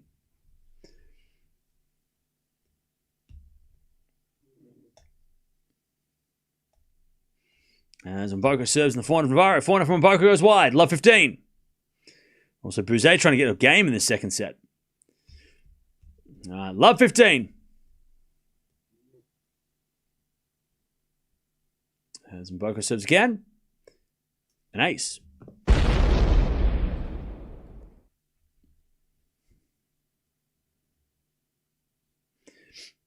Just hopping aboard. Thanks for covering Buse's match. What a cool guy. Hey, thank you. Appreciate it. Yeah, Buse, we haven't watched much of him before, so I'm glad we could get to watch this final. And we'll watch the final set if we go 3 only by itself. We won't have a double header. So yeah, it was a last minute decision to watch this match, but I thought, we should probably see who Rublev has to play. As Paul hits it out in the return, it's back to deuces. We get a passing shot winner by Navarro. 30-all. 2 points away. 30-all. What a pass. That wasn't a bad approach by Mboko. Maybe a little bit short in the court on the backhand, but great passing shot. Return goes short again from Navarro. Backing up the line. That's a winner from Mboko. 40-30.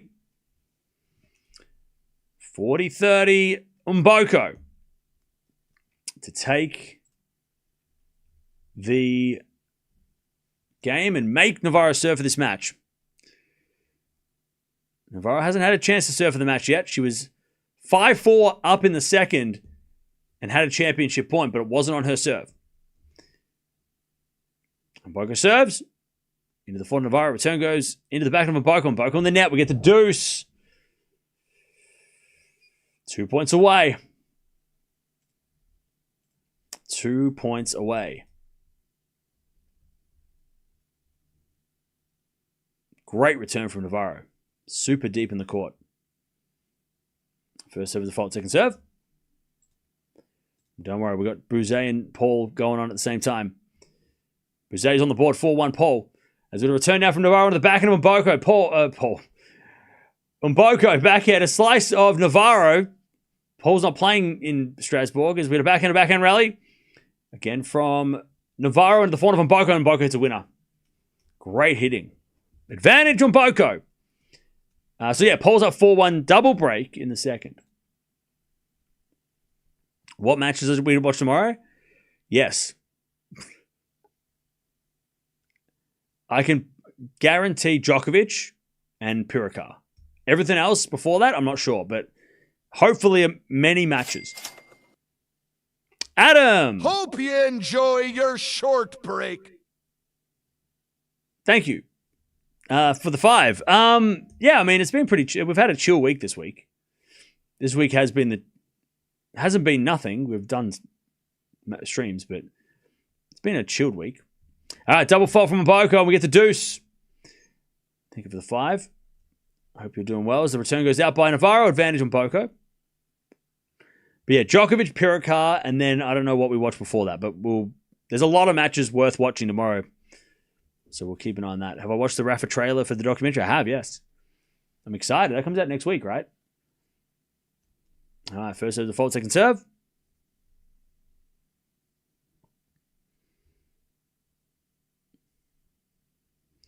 Advantage on Mboko.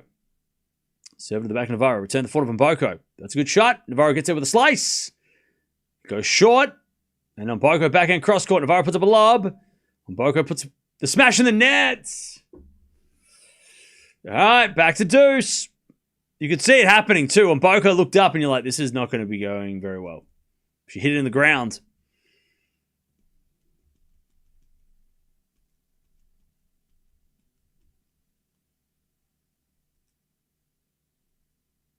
I feel like this week we've just been hanging out. Yeah, that's definitely the vibe, which has been nice. It's been a chilled week. Anyways, Navarro with a return winner. She's got championship point.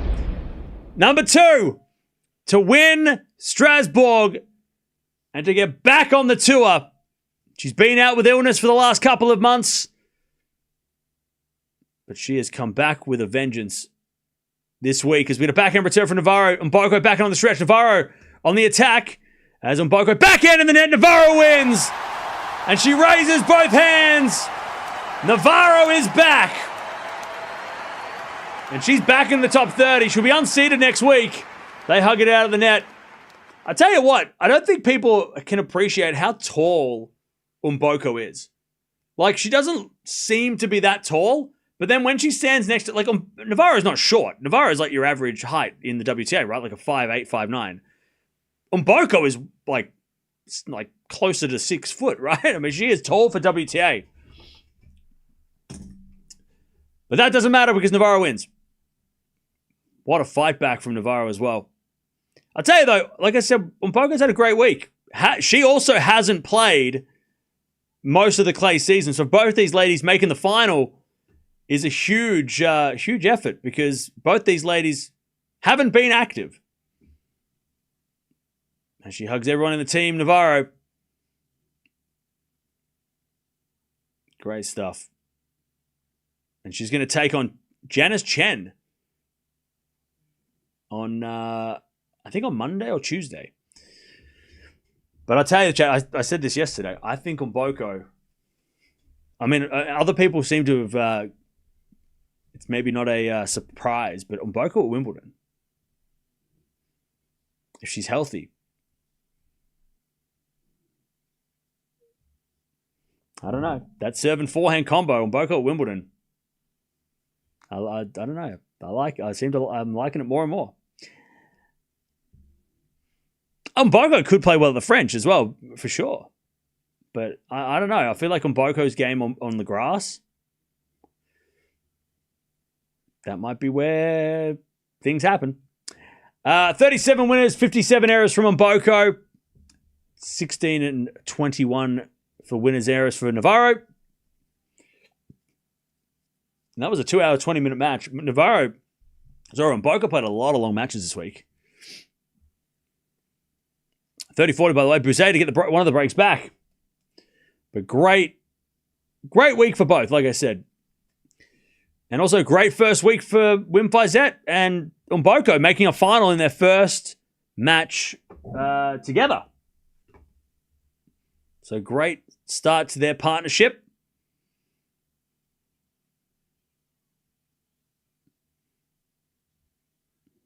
But Emma Navarro is the champion. Where's her ranking at? Where is her ranking at? By the way, the whole team for the Navarro team is super excited. Buse gets a break back, by the way, 4-2. Don't worry, we'll be locking into that one exclusively in a second. So Bucsa added a lot of points to her total, but she's still number 9. Behind Andreeva. She's 500 points behind Andreeva. And Navarro is now 25 in the world. So unfortunately, it was a week too late, but she is now into the top 30 and unseeded at the French. So that sucks for everybody else. But yeah, she's number 25 now. She'll be probably seated at Wimbledon. 14 spots up from last week. She overtakes Baptiste, amongst many others. But yeah, great result for Navarro. Remember, this is a 500 event. This is worth a lot of points. All right, 4-2. Paul, still got one of the breaks. As we're back in the net from Paul, 15 love. By the way, if you are leaving, don't forget to sub on the way out. Don't forget to subscribe on the way out. By the way, chat, I do appreciate, we don't know what, and it's none of our business, let's be honest. We don't know what Navarro's been dealing with the last couple of months, right? She's had illness, she's been pulling out tournaments, she hasn't been able to play. But the moment at the end there, between her and her coach, they just gave each other a look, they just looked at each other and were like, we're back. Like, it was that whatever was going on. And again, none of our business. There's obviously a lot of speculation, blah, blah, blah. She said she's been sick the last couple of weeks. We don't know how bad that was. But to see that her and her coach just kind of look at each other, and because he would know, he would definitely know what that she's been dealing with. That's nice. That's like, you can just look and see like, yeah, the last couple of months have not been easy for whatever has been going on. And they're just like, we're back. And I love that. That's a great moment. Great moment. Yeah, health issues, exactly. It was health issues. Again, we don't know to what extent. We don't know the details, and nor should we. It's none of our business. By the way, Navarro joins Krejcikova, Svitolina, Stosur, Garcia, Rybakina as champions of this tournament. I mean, Strasbourg has a very decent winners list. Like, a lot of big names win this tournament. It is not won by randoms. And also, remember, Navarro is a former top 10 player. She was number 10 in the world, or in the top 10 not that long ago. 40 up, by the way, Buse. Good work from Bucsa. Oh, yeah. I thought Bucsa yesterday was not going to... when she got hurt yesterday, I thought, oh, no, that's it. But she put on a fight. I mean, that's the thing. If you didn't know before this week, Bucsa is a fighter. And she does not quit. Even when she is maybe not in the best of shape physically, when she was, she had that problem with her arm yesterday on Bucsa, she still fought through. So you love that.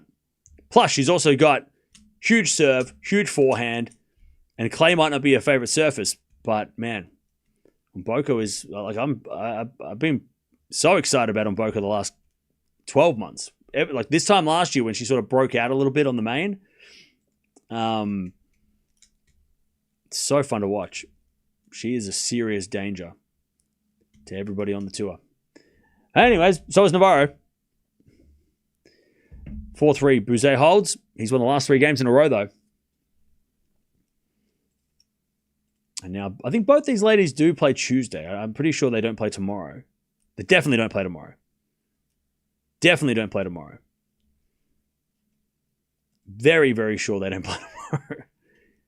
If they played tomorrow, that would be a crime for Roland Garros to have to make them play tomorrow. That would be brutal and very unfair. What match are we covering next? We're watching the rest of this Buse versus Paul match, which is possibly going 3. I think Feast had a problem with his hip. Is Feast skipping Wimby? No. Not at this stage. I hope not. For some reason, the way that it sounds like he's being very cautious, because last year he played through injury and he didn't, he played through the injury and it got worse. So it sounds like that Feast is pulled out not because it's really bad, but because he doesn't want it to get worse and he wants to play for the rest of the year. He doesn't want a repeat of last year. So that's probably a good sign that he's being extra cautious, right? He's trying not to make it worse, and then all of a sudden he's not playing till Australian Open, right? So that seems to be the vibe I was getting from what he was saying at the press conference. It's disappointing, but it's more like long term. It's probably for the best. So yeah, he's not playing out of Wimbledon at this stage. 4-3, Paul with the break. As with a backhand rally. Slice now from Paul into the forehand of Buse. Backhand from Paul again. Into the backhand of Buse. Up the middle is Paul forehand again to the backhand of Buse. And Paul with another backhand. Buse backhand goes up the middle again. Paul forehand to the backhand of Buse. Now forehand from Paul in the stretch goes cross court. Buse gets it back up the line for a winner. It's love 15. This is a great little comeback here. All right, we're going to merge the streams because it makes it just easier for everybody. So jump on over if you want to keep watching this Paul versus Buse Hamburg final. But great win for Navarro. She's back. She takes it out in 3, and she is going to be a very dangerous unseeded player at the French Open now. Also Mboko, though. She's going to also be a dangerous French Open player. Both of them playing themselves into form this week, just when they needed it the most. Last chance to get form, and they both took it. And but Navarro takes the championship. All right. Here we go. Love 15.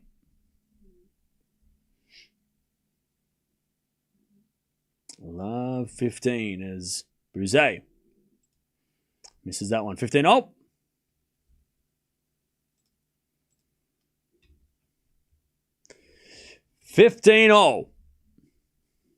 Yeah, sad. It sucks that we won't get to see Wawrinka versus Feast. I was looking forward to that too. But we've still got. I mean, it's probably good for Stan. He probably gets to play De Jong, which is probably a better matchup. So it's good for Stan's last French Open, right? Means that he has a better chance to do something, to maybe get a couple wins.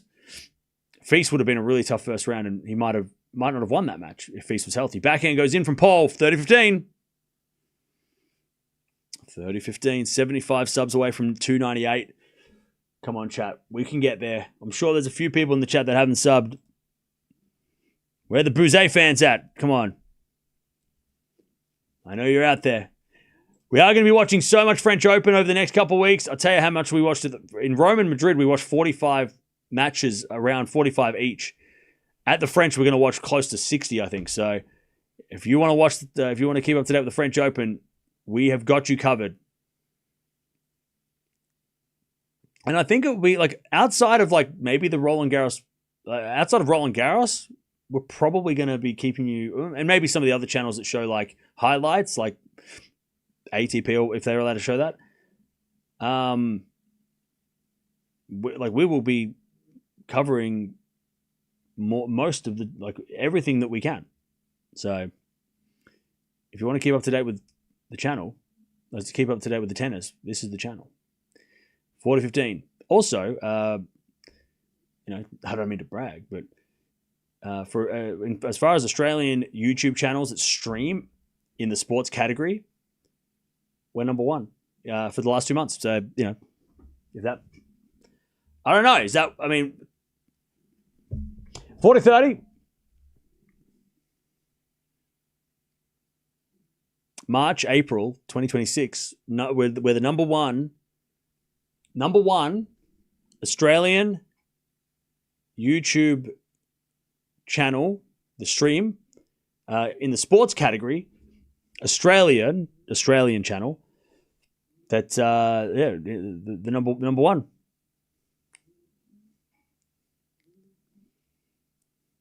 In the sports category, just sports. So like Fortnite and gaming and like Minecraft and stuff. They beat us, but that's fine. We don't play Minecraft. But in tennis and sports, right? Cricket and rugby and soccer, in Australia, specifically in Australia, number one. So that's pretty fun. And we'll put it on a t-shirt eventually. Anyways, Deuce, Paul was up 4-love. What the hell's going on? He was up 4-0. Buse puts up a lob. And the ball goes out. Advantage Paul.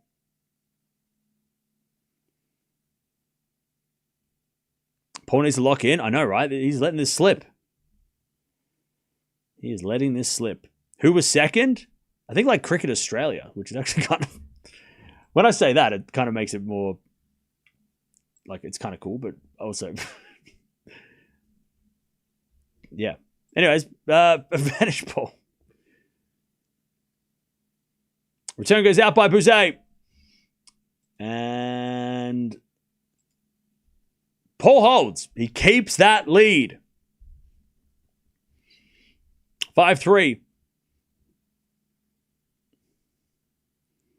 And just to give everybody an update for this month, for the month of, where are we? May. We are currently, I think, 1, maybe, possibly, maybe, I don't know. Anyway, it's 15-love. So it could be 3 months in a row that we are the most live viewers for the month of May for Australian YouTube channels in the sports category. 3 months running. I mean, back to back to back. So that's fun.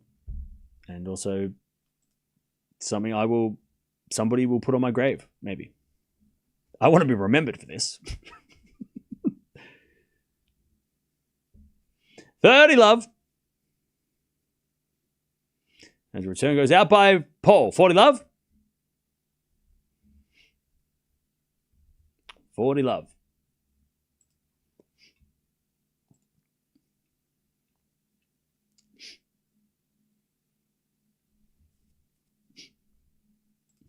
As that goes in by Paul. All right. Buse. He holds. 5-4. All right. 5-4. Congrats. Hey, don't congrats us. Well, congratulations to you too, because it's all of us. I mean, I couldn't do that without all you guys. So we all did it. That's a big deal. It's not just in tennis. It's in all of Australian sports. Yeah. Congratulations to us all. We all did it together. You guys can go brag at work and make sure you get it right? The wording is very important because if you don't get the words right, if you just say, biggest Australian stream, that is not true. You got to make sure that you specifically say, right, just so that nobody gets confused. When you go to your job and you're like, hey, I watch this channel on YouTube that's an Australian guy in tennis, and you got to make sure you got to say, and I am a part of the channel that is the biggest, the most live viewers in the sports category of YouTube from Australia in the month of April and March of 2026. I was there for that. I was part of that. The person at your work is probably going to look at you and think that's crazy, and they're like, what? Why are you telling me this? And you're going to go, shut up. You're a loser. You're the jealous. You're just jealous. And they're going to be here in May, and they're going to go, well, I was there in May. And then you're going to have a fight with somebody at work, and that's not going to be, that's awkward. But That's all right. It's just banter. Yeah, they're going to be jealous. You make sure that if they say, what are you talking about? I just asked you for that report, and you're going to go, shut up, boss. Jealous much? Don't tell your boss to shut up. I don't want anyone to get fired on my part, right? Anyways, Paul's going to serve for the second. You did that and got fired? Well, that's your fault, and I didn't tell you to do that. Don't do that. Anyways, 5-4, Paul. Yeah, make sure you got to say that it's on the month of March and April of 2026, because I don't want anyone to get confused. Right? It's a very specific thing, all right? Got to make sure we make sure we get the wording right. 5-4, Paul serving for the second. Is it a backhand rally? Buse with a slice. 4 now from Paul. Into the back of Buse. Buse in the net. And it's 15 love. By the way, if you do want to be a part of whatever I just said, make sure you sub. Make sure you subscribe. Also, it's 1 o'clock in the morning.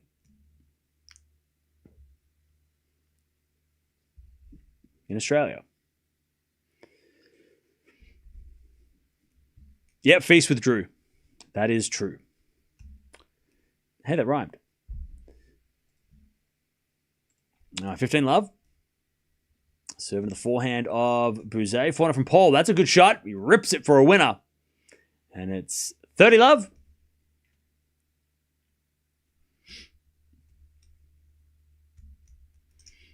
$30 love.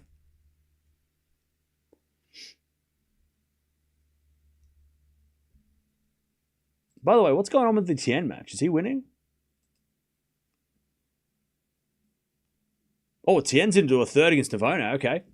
All right, Paul, set points, 40 love to take us to a third. What a match. I tell you, chat, I'm glad we did chuck this on last minute because it has been a banger. 40 love. Buse with a chance. Paul with a chance to take the second and take us to a third. And this will be the last set of tennis we watch until Roland Garros tomorrow. 40 love. Backhand return goes to forehand to Paul. Forehand now from Buse into the forehand to Paul. Buse up the line. Paul gets with the backhand on the stretch. Buse slices it back. Paul with a slice up the line for a winner. We're going 3. Where you going? 3. Paul takes the second eventually. 6-4. All right. Been here long ago, but only interacting this year because of the changes is making. Wait, what? I appreciate it. Thank you for joining. Been here 4 years. Thank you for sticking around. By the way, if you are a member, check out all the emojis we've got. I think I added a Fonseca one. There's a new Fonseca one because of all the generosity from Michael last week, who gifted a lot of memberships and gave us the ability to give an extra Fonseca one. So there's a Fonzie one. Yeah. All right, 8.1 for Paul in that set for quality, for shot quality and performance rating. Buse with a 7.1. 10 winners, 8 errors from Paul, 9 winners, and 14 errors from Buse. Paul with 6 out of 7 points, 1 at the net. What other? Is there another one? We always had the Raducanu. Whoops. Raducanu. That's Sabalenka. Hang on. Raducanu. Yeah, we got the Murray one. I can't remember which one. We got rid of... I was here. I don't think anyone was using that anyway. Rublev. Yeah, so we got most of the big names.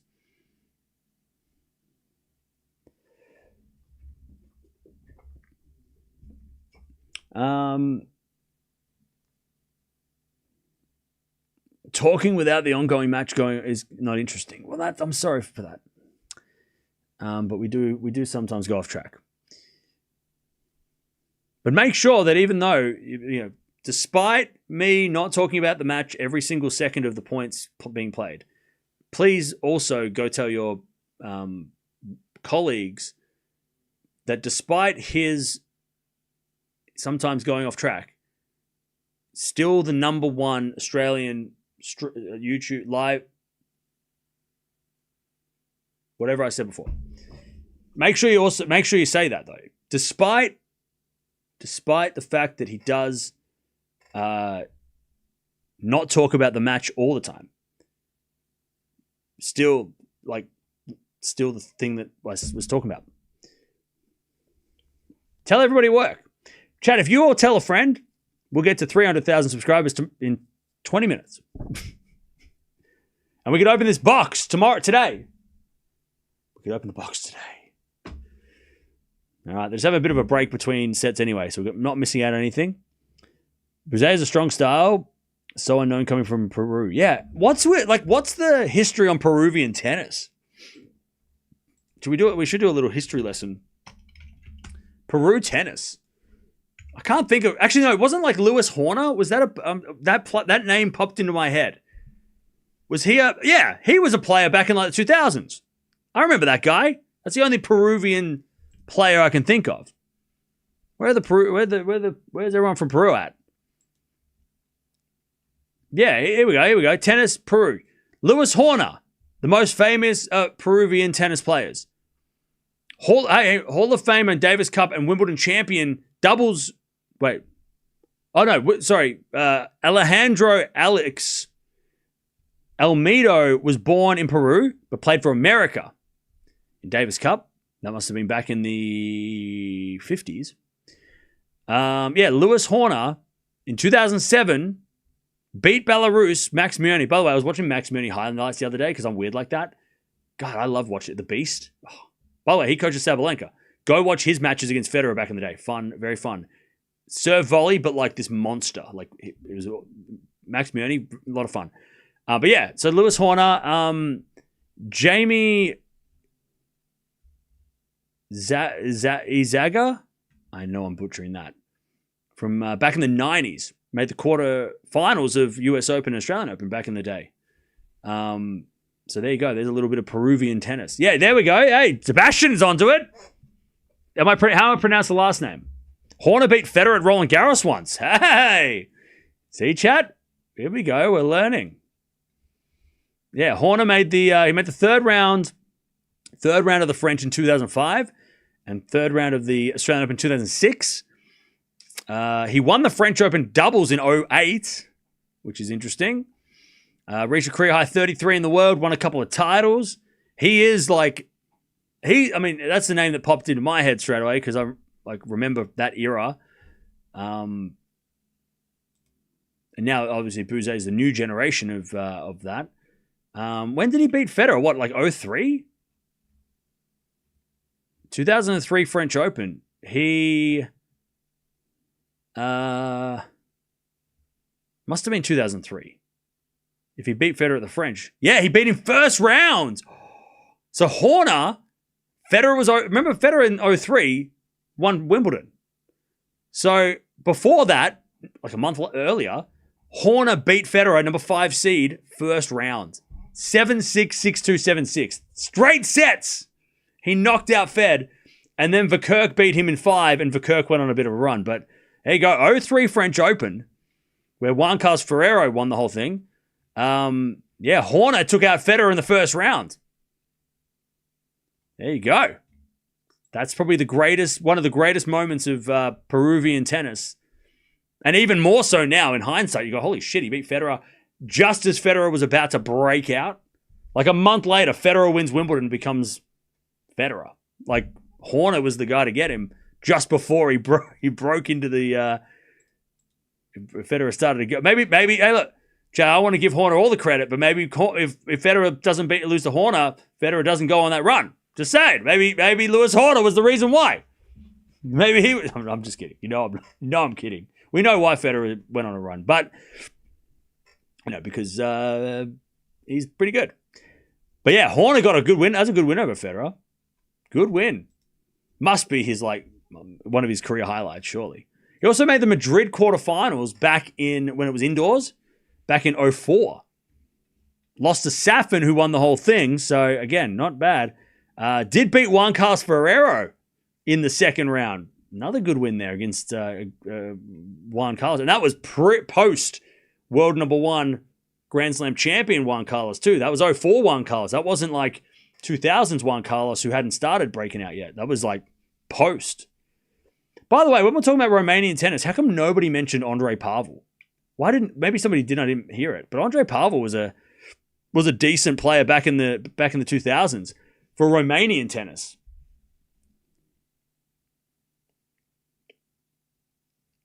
And now he was number 13. Anyways, that's a different country. Anyways,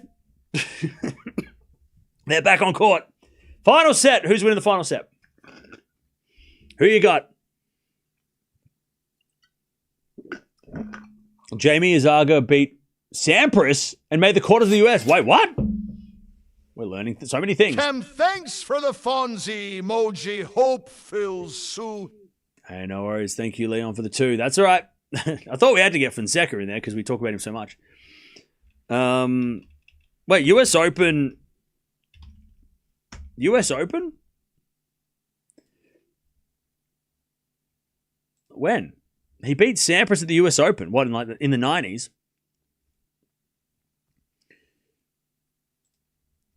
There we go. We're learning about Peruvian tennis, chat. 30 love, by the way, Buse. This is all good news for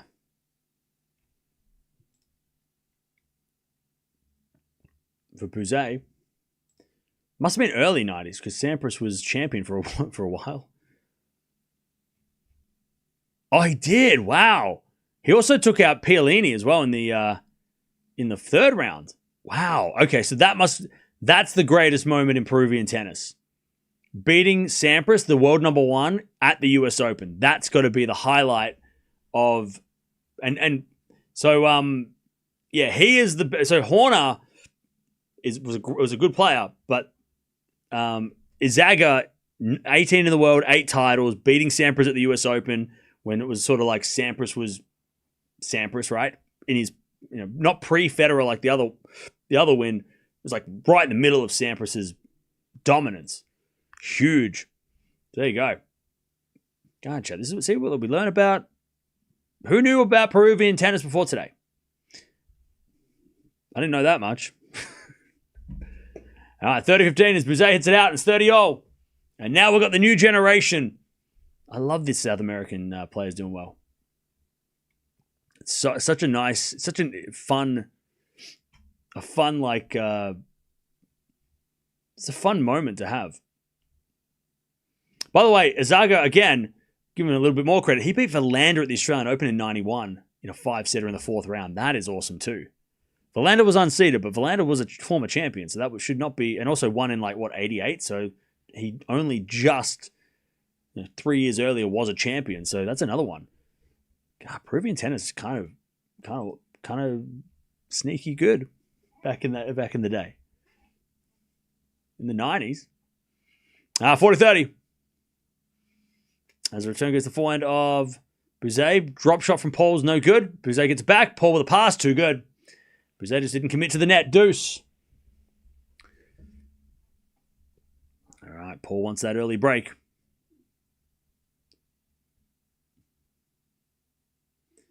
All right, deuce. Can you focus on the match, my God? Did you take notes? Because it's going to be on the test. This Peruvian tennis history lesson. Come on now. Did you take notes? Advantage Buse. Good serve. Bro, if you don't like my history lessons, let's go get Tennis TV. You can scan the QR code. We're collaborating with them. You can download the app and get Tennis TV and watch it through the app. The new app, they've got a new app. Go check it out. Or you can click the link down below. We're collaborating with them for the rest of the year. You can't watch the Grand Slams, though, but you can watch this final if you don't like my history lessons. 1-love Buse. Good serving. Gets him the lead. Why do you think Lerner isn't getting as much attention as the other players? Recently, because he hasn't been doing as well on clay. But we also, I think on the men's side, it's one of those things where it's happened with Fonseca, it's happened with Menchik, it's happened with Tien, right? It even happened with Feast. We look at one of these new guys and we're like, this is the new guy. We got Alcaraz and Sinner. This is number 3. And then it was first it was Tien, right? He broke out last year. and Fonseca last year and Menchik. But then when they lose to Sinner or Alcaraz, they get thrown away. You know, it's like Buzz Lightyear comes into the room and Woody gets thrown away, right? We do that every year. All the fans, tennis fans do that all the time. New player comes along, ooh, this guy. And then they lose to Alcaraz. I'm like, see you later. Oh, wait, there's another guy. Like, it happens all the bloody time. And it's happened with Tien. Like, people forgot, right? People forgot about Tien because he didn't beat Sinner on the first time of trying, right? And then it's like, oh, Hodar. Oh, no, he lost. All right. Blocks. No, he lost. All right. Prismic. Oh, wait, he lost. Medvedovic. Like we do it every week, right? Buse. But then if he loses to Sinner, we're going, who's next? Alcaraz's brother. Like, it's just how it works. So we just, until somebody comes along and fills that big 3 role, we're just going to be like looking at the shiny new player every week and throwing out all the old players, which are still new players. But because they didn't do the thing we're all, like everybody right now on the men's side, everyone's craving a challenge for Sinner, right? So if you don't challenge Sinner, people are going to be like, all right, good try. See ya. Go back to work. And then who's this guy? Who's that guy? You know. Anyway, it's 15:30. Paul double faults. So that's why I think Tien doesn't get as much, you know, because at the moment it's like, well, also, despite that, also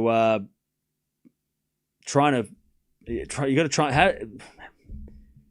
got to beat Sinner, right? I mean, like, if you can't beat Sinner, then everything you do before a Grand Slam is cool, but you got to beat Sinner. Like,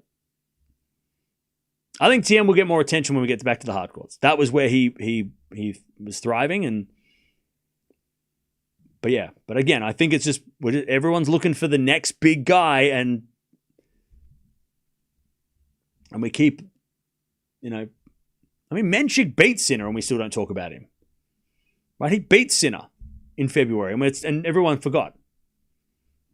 Is that a focus on everyone else, right? But don't worry, Tien is legit. Tien is legit. As the backhand return goes into the backhand of Paul, 30 all here as Buse with a slice. Oh, and Paul goes for the volley. He slipped over, and he missed it. He's all right, though. Break point for Buse, 30-40. 30-40.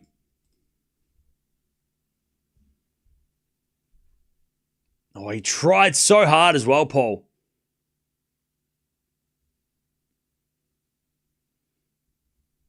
He was just lunging. Probably could have let it bounce and had a better shot at it, but he just basically just threw himself at the ball.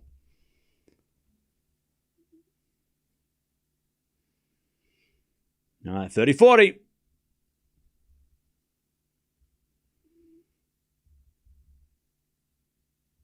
Buse with a break point. First game's the final set.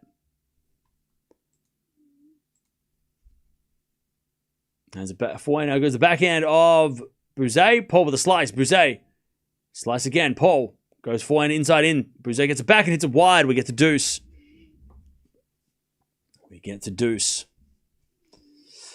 But the thing is, right, on the men's side, there is a group of players that are all starting to come up, right?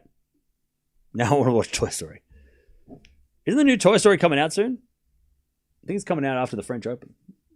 But yeah, like there's a group of young players coming through. And I don't think I think focusing on one of them to beat Sinkeraz and being like, oh, okay, that's the guy is kind of silly. I don't think it's going to be one guy. I don't think it's going to be like Hodar is not going to be the answer to Sinner and Alcaraz. It's going to be, he might have his time, right? He might be able to take one of them eventually, but also, you know, Prismic, also Fonseca, you know, Tien, Menchik, all these other guys, Feast, right? As Paul double faults advantage.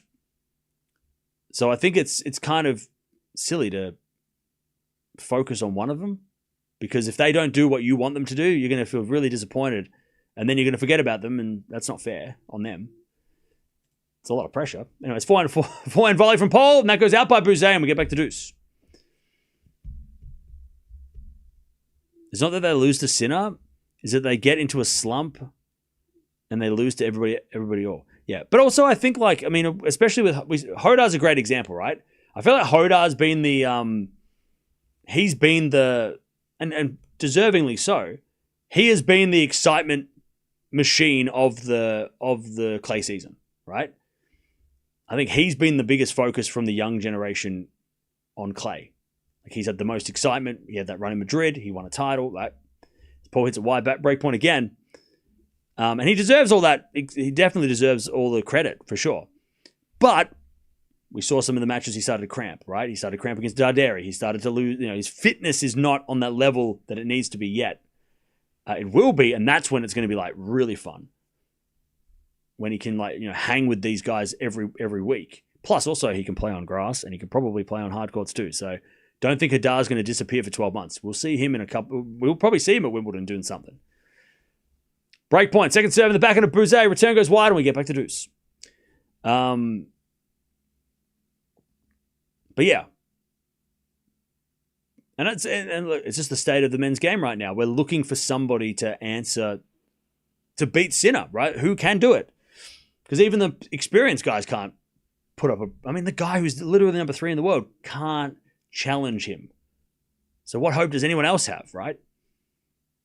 So we're all I guess we're kind of all desperate to find that who is going to be the guy that can take on Sinner. And the answer is probably Medvedev. Well, it is Medvedev. Look at what he's done. And Alcaraz, but Alcaraz, All right, advantage Paul. But I'm excited to see. I think we need to not look for the one, right? We're not looking for the one. There's like 10 guys. We should all be celebrating all of them and excited about the next generation because they're all going to have a chance at beating the kings of the tennis, right? They're all going to have a chance. And hopefully they all do. So then we get a little bit more of a consistent top 10 instead of it just being 2 guys and the rest. As with a backhand from Paul. Buse backhand to the backhand of Paul. Up the line to the forehand of Buse. Paul with a backhand cross court. Buse gets it with the backhand up the line. Into the forehand of Paul. Forehand from Buse again. The forehand of Paul. Paul hits it wide. Back to deuce. Back to deuce.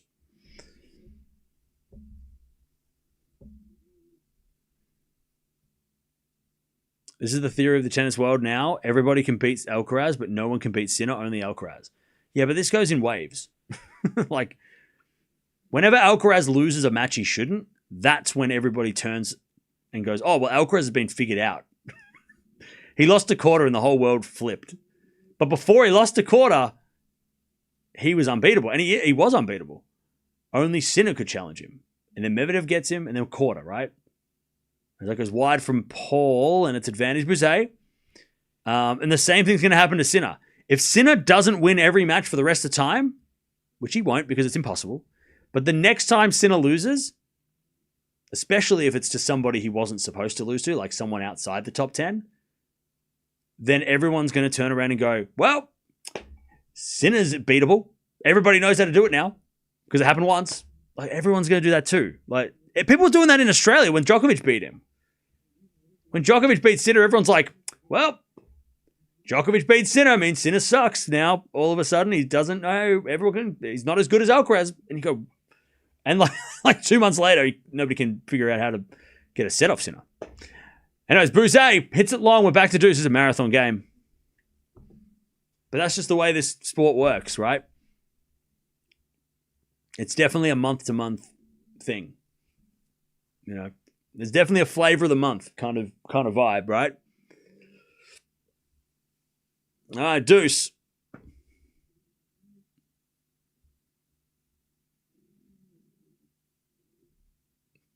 As Paul serves again. There's a backhand slice from Buse. Paul with a forehand to the slice of Buse. Paul, forehand up the line, goes long. Buse's got another break point advantage. Advantage Buse. I don't understand this because I don't think it was like that with Federer and Nadal. they would lose to people constantly, not often, but every once in a while, and nobody freaked out and called them washed. Yeah, the word washed is very overused. Like, that's definitely a word that gets thrown up so much. But it's also a different time. I think people are just like, people are less patient with players, I think, in 2026. They're back up the line of the 400 pole. Backhand now from Buse. Into the back of the pole. That's a good shot. Buse gets back with a slice. Pole, forehand. Buse with a pass. Pole with a volley. In the net. Oh, man. Buse breaks. 2-love. But Pole, he shouldn't have missed that. He had the whole court. He hit in the net. I feel like, it is a shame that, like, the second somebody starts to lose, it's like he's washed, she's washed. But look, I think it's just people. I don't think we should take that seriously. I don't think those people think it's like. I don't think people that say that stuff think it's. They don't believe themselves. Like, no one seriously comes in and goes, Alcaraz loses a quarter and goes, oh, well, Alcaraz is washed. They don't believe that. So we shouldn't believe that. You know what I mean? They're just saying it because they're annoyed at the time. Heat of the moment. They don't believe that. And if they do believe that, then they're crazy. Because why would he be washed at 22? They're just upset, right? They're just mad for whatever reason. All right, Tula Buse, I'll tell you, if he gets his win, he was a qualifier. He qualified to play here. No social media back then. We had more patience. But yeah, exactly. But also, like, with the no social media thing, it was also the players, like, the word, like, calling someone washed wasn't a thing unless you said it to your friend, but the players would never get back to them. Whereas now, like, everybody in the world can give the players feedback, right? In multiple different ways, on camera, in a text, in an audio form, right? There's so many ways that random people, including myself, can assess someone's performance, right? And there's no barrier to entry. You don't have to be, I mean, obviously there's validity to be Andy Roddick, right? His opinion holds a way more weight than my opinion, or, anybody who's not him, right? But yeah, like, you guys can literally just make an account and say, hey, he's washed, with nobody needs verification. Like, you don't have to prove your resume. You don't have to. You can just. It's just an opinion, right? But they wouldn't hear that back in the day. But again, like I said, I think people that say those things they're not really that serious about it. They're just upset at the moment. 40 love. Like, when my team starts losing, I'm like, we're never going to win a match again.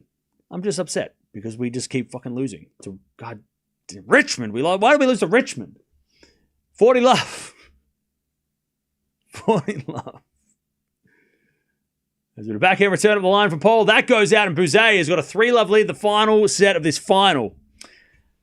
And he is playing a solid game. Man, what a performance. Just at the right time, too. I mean, so many players are just getting good at the right time. Right in time for this French Open. Who does Buse play like? I've never watched a match of his. This is actually the first time we're watching him as well, I think. I don't remember watching him before. Maybe we have watched him. Maybe. We haven't. This is the first time we're watching him as well. This is why we're watching him, because I'm trying to figure that out too. He's definitely got the clay court vibes, right? He's got solid backhand, forehand, good defense. He can slice. He's got the angles. Like, he's definitely, Casper Ruud, like that kind of, like, solid on this surface, but probably more aggressive. Maybe more like how tall is he? Is he tall like Hadar, maybe? No, he's sort of a 6 foot tall guy, so he's kind of more like a Casper Ruud. Height and plays a bit, probably got a bit more aggression, plays a little bit more aggressive like this new generation do, but yeah. Just kind of like your classic clay guy. What was his junior credentials? Was he a junior Was he a good junior? Let me check. Let me see what the junior form was. He was number 9 in the world back in the juniors, mostly winning on clay. Not great on the other surfaces, but yeah, world number 9 back in the day. He didn't do much at the US Open when he played. Second round Roland Garros, 22.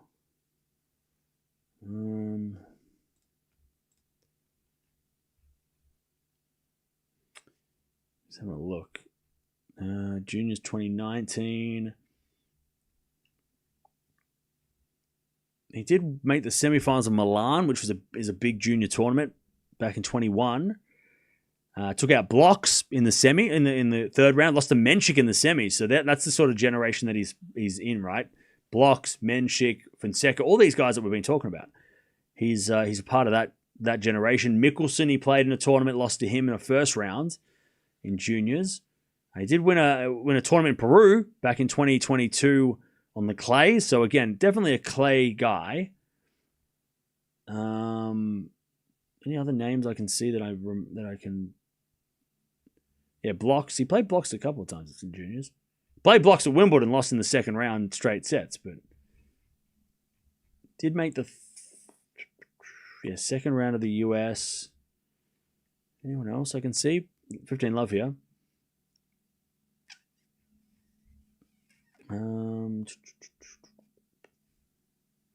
No other names are coming to mind.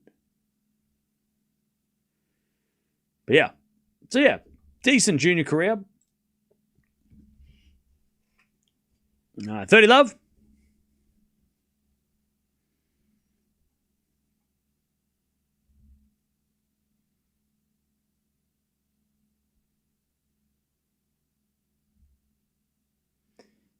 Paul.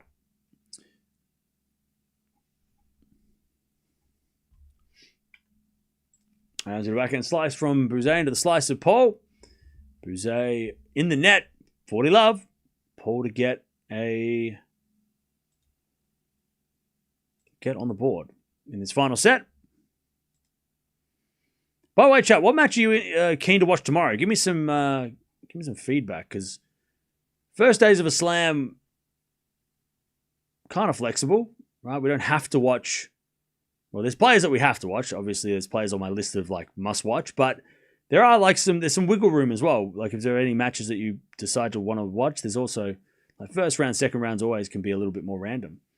As that goes out by Paul 40-15. But is there any match tomorrow that kind of what's your favorite match tomorrow? Is basically where I'm at. What match tomorrow is the one that you're like, we got to watch that? Djokovic, Piraka, we'll watch that. Okay, we'll definitely watch that. That is definitely on my radar. We watch every Djokovic match until the end of his career. And then probably exhibitions when he plays against Rafa at some point in his future. Backhand goes in the forehand of Buse. Backhand up from Paul. Goes long, 40-30. Jovic versus Yao. That's not tomorrow, though. Fonzie, Nole is a must. Well, they're not playing. They're both, Fonzie's playing tomorrow. Yeah, true. All right. Bonzi. So it's Vera Bonzi. Yeah, that's on my radar. Baptiste Krejcikova. That's there as well. I'd say on a personal, I'm interested to see Andreeva versus Ferro as well. I think that could be interesting. I feel like Andreeva's got to be careful, because remember last year she lost to Boiseau and the crowd, and Ferro is a wild card from France, so Andreeva's already got to play somebody that a similar type of match in front of the crowd, and they're going to be on center court. So I mean that I don't know. It'll be a great to see how Andreeva plays 12 months on in a very similar circumstances. That goes wide by Buse, and it's 3-1. Paul's on the board. 6-7. Yeah, exactly. Noskova Sakari. Is that tomorrow? That's not tomorrow. I think. That is not tomorrow. Raducanu's tomorrow. So is Echeverry. And so is Blocks playing Wong tomorrow. That's on tomorrow. Yeah.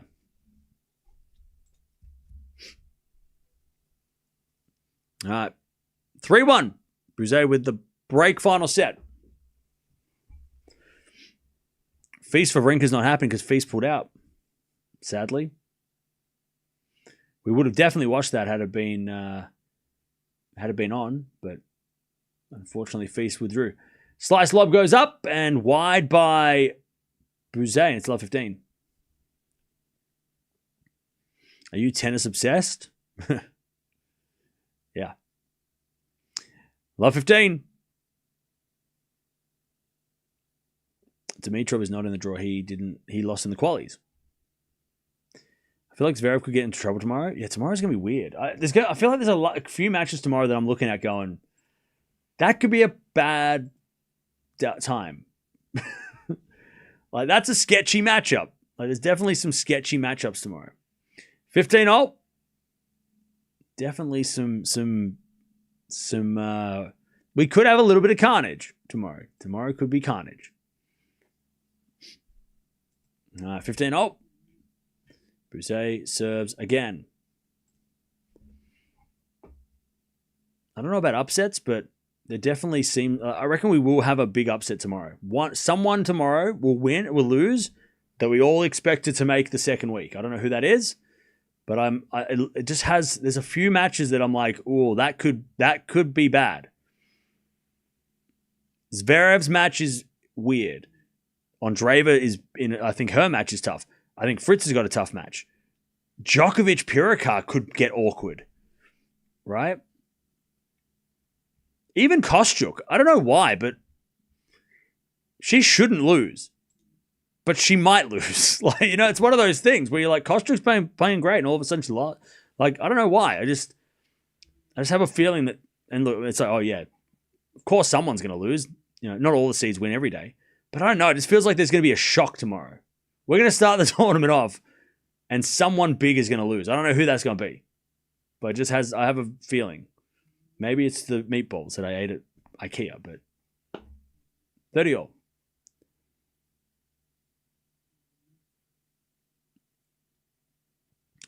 Buse trying to keep the break here.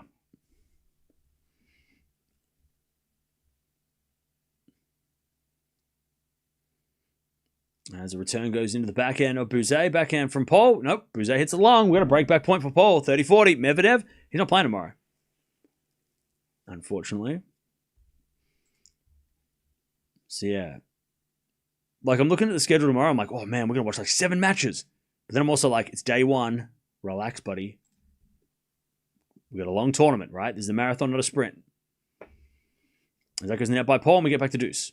Like, we got 15 days. I can't be watching 10 matches on day 1 and lose my voice, right?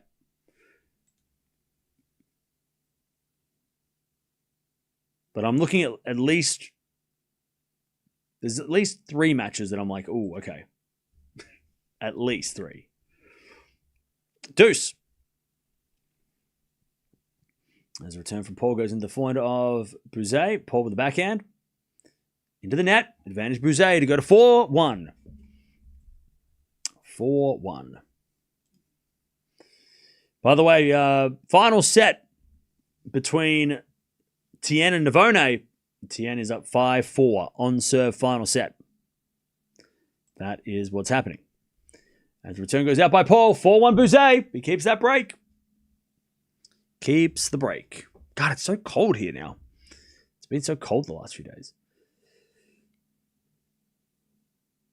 Oh, pardon me, which means I need to put on the heater. Hang on.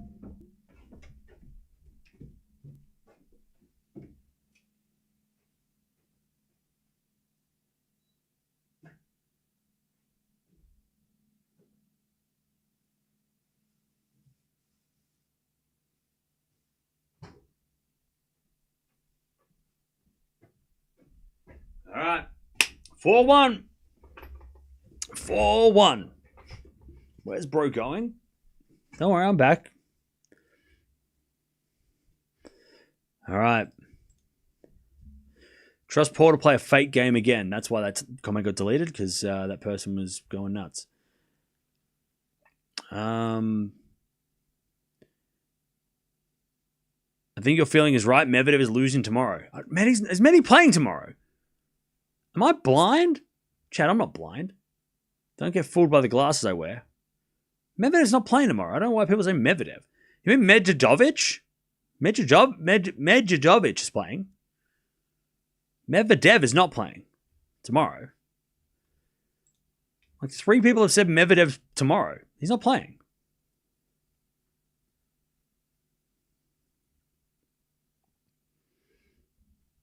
The accent should be in the U. So Buse. Buse. Is that better? Hang on. I know what I need to do. I'll get this right. Sorry. This is the first time we've watched him, so I always get it wrong the first time. Let me have a listen. All right. Here we go. Ready? Ignacio Buse. Buse. Ignacio Buse. Buse. All right. Got it now. Thank you. This is why I need chat. Otherwise, I'd be making a mess. Buse. All right. 4-1 to Buse. Paul's going to serve.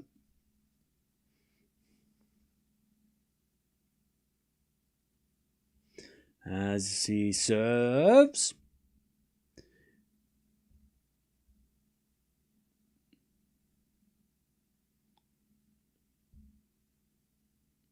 Medi's playing Monday. Medi will lose anyway. Okay. Paul serves a fault second serve. Do you think Stan has a chance against Opelka? Stan's not playing Opelka. Is he playing Opelka? Anyways, backhand, the backhand rally. Stan? Like Wawrinka. Anyways, that goes out by Paul, love 15. What the hell's going on? Chad, I thought I knew the draw. Am I? So wait, did Opelka get moved? Why would Opelka be playing Stan? Or is Stan somebody else?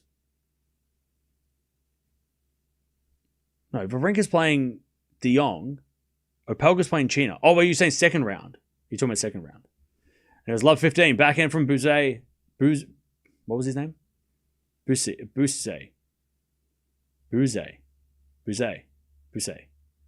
it a backhand? Buse goes wide and it's 15-0. You're talking about second round. Stan De Jong first. Yeah, Stan Opelka second round. Do you think Stan could beat Opelka? Yes.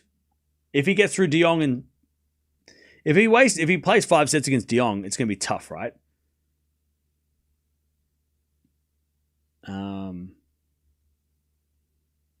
But if he gets through the first match relatively easy, then yeah, he should have a good chance against Opelka on clay, surely.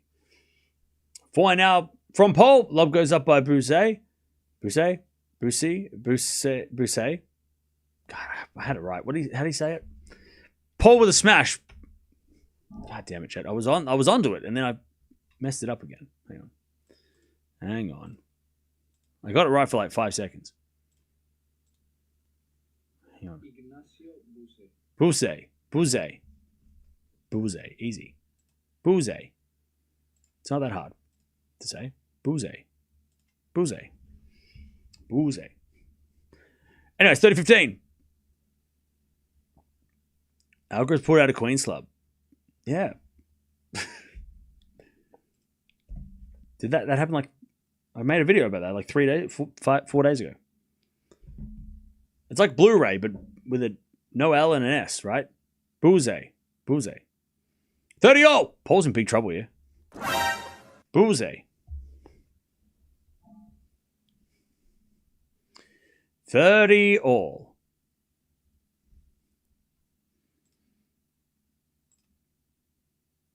Tien's at 5-all in the third. As Paul serves into the forehand of Buse. Return goes into the forehand of Paul. Buse gets it back. Paul with the backhand up the line. Buse gets it back with a forehand. Volley from Paul goes wide. 30-40, Buse to get the double break and serve for the championship.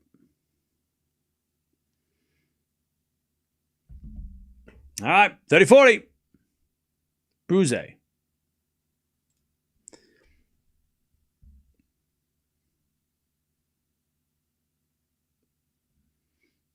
Break point. Paul's in trouble. You can tell when someone's you can tell when someone's losing on purpose. Why would they lose on purpose? Serve is a fault. Second serve. Please enlighten us.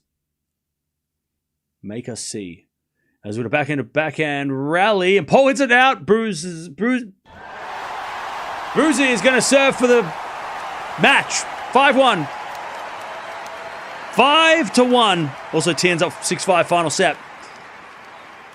All right. We have the right pronunciation, and then we have Cam. It's pronounced it. Okay. I'm trying, Cher. I'm trying.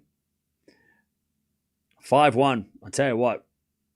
Buse is dominating this final set, and the crowd love it. There are a lot of Peruvians in the house. Is Buse better than Fonseca?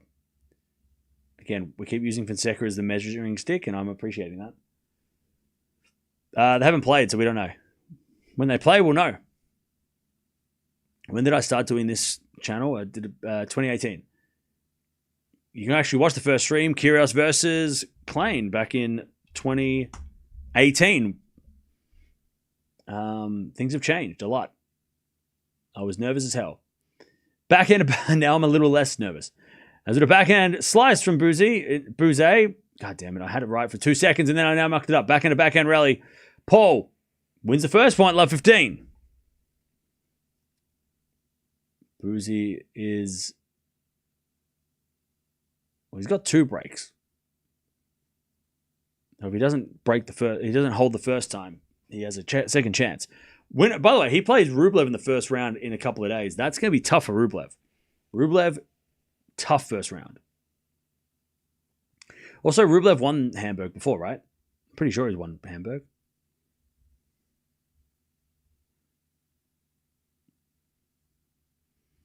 Love 15.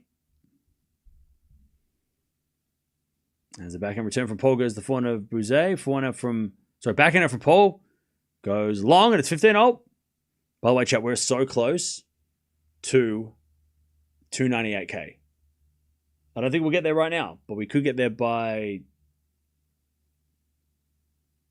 Wednesday, maybe. So thank you for joining. Don't forget to sub. Also sub to the second channel because there'll be a prediction video over there probably later. I'm going to work on that after this match. I'm going to put together that video and you can go check it out. Watch me fill out a bracket and obviously pick all the winners, right? 15-0.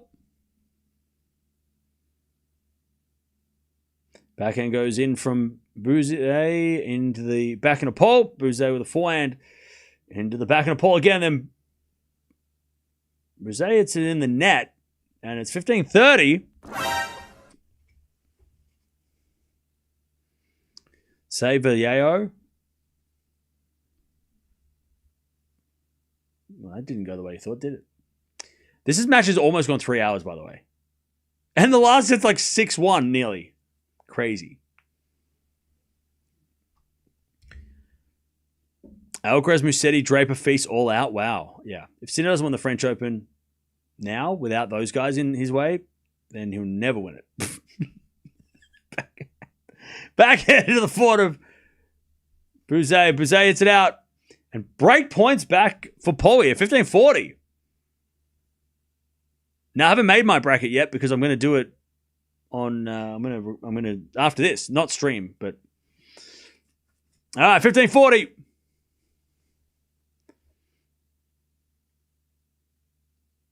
First serve is a fault. Second serve. Luckily got a double break here. All right, second serve. As return goes into the forehand of Buse as we get a backhand again. The backhand rally. Buse gets it back with his forehand. Paul's there with his backhand though. Definitely hitting a lot of backhands, Paul. Been made to hit a lot of backhands. As he hits the backhand into the backhand of Buse, and then we get a backhand to backhand exchange. Paul now with the forehand. Buse goes up the line. Paul with a slice on the stretch. Goes long, one saved. 30-40. 30-40. I didn't know Musetti was out. Lady SJ, why do you not watch my videos? Why do you not watch any of my content? I make videos about it all the time. I made a video about Musetti pulling out literally the other day. Why do you not watch any of my videos? It was like 2 minutes. 30-40. I know, I'm just kidding. Break point number 2. Championship points for Tien. Nice. Anyways, return goes on forehand of Buse. Backhand, a forehand from Paul. Into the Buse backhand as Paul backhand into the forehand of Buse. Paul backhand again to the forehand of Buse as we have backhand to backhand rally. Buse goes up the line. Paul with a slice. Buse with the backhand. Off the tape. Paul with a pass. Too good. Paul gets one back. Paul gets one back. Still down a break though. 5-2. To the Peruvian. All right.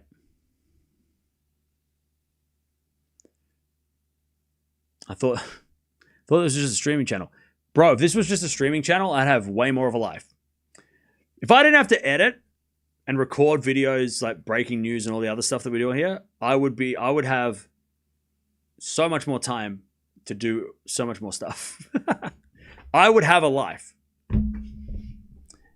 Aren't you tired for sitting for 3 hours? No, I just got up before. Didn't you see? I turned the heater on. I went over there and then I came back. Don't tell me, but I didn't know about Musetti either. Why are my videos not being sent to the people that need to know the stuff? What's going on?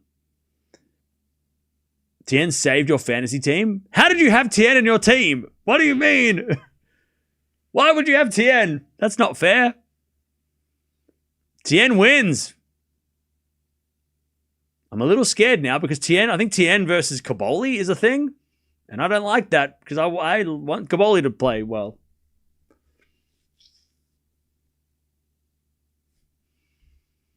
All right, Paul gets one of the breaks back. Heater, it's cold in Australia. Yeah, it's freezing here. Australia's in winter right now. Or it's turning into winter.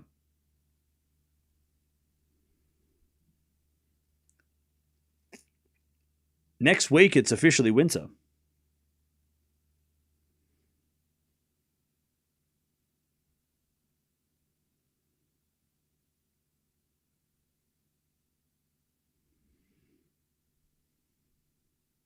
It is getting chilly outside. Anyways, Paul's going to serve to stay in the match now.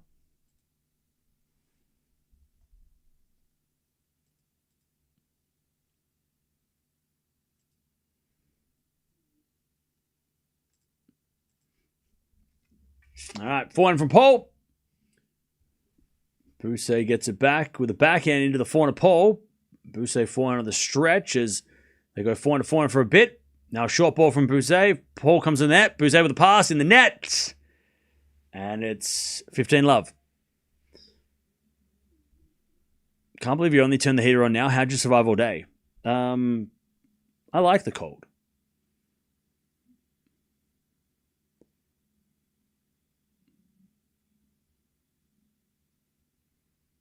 All right, Paul.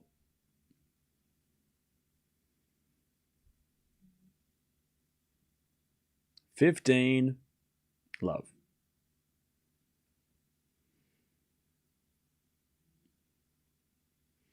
As Paul sliced the backhand of Buse. Backhand up from Paul. Up the line. Buse there with a slice. Paul. Forehand inside out winner. 30, love.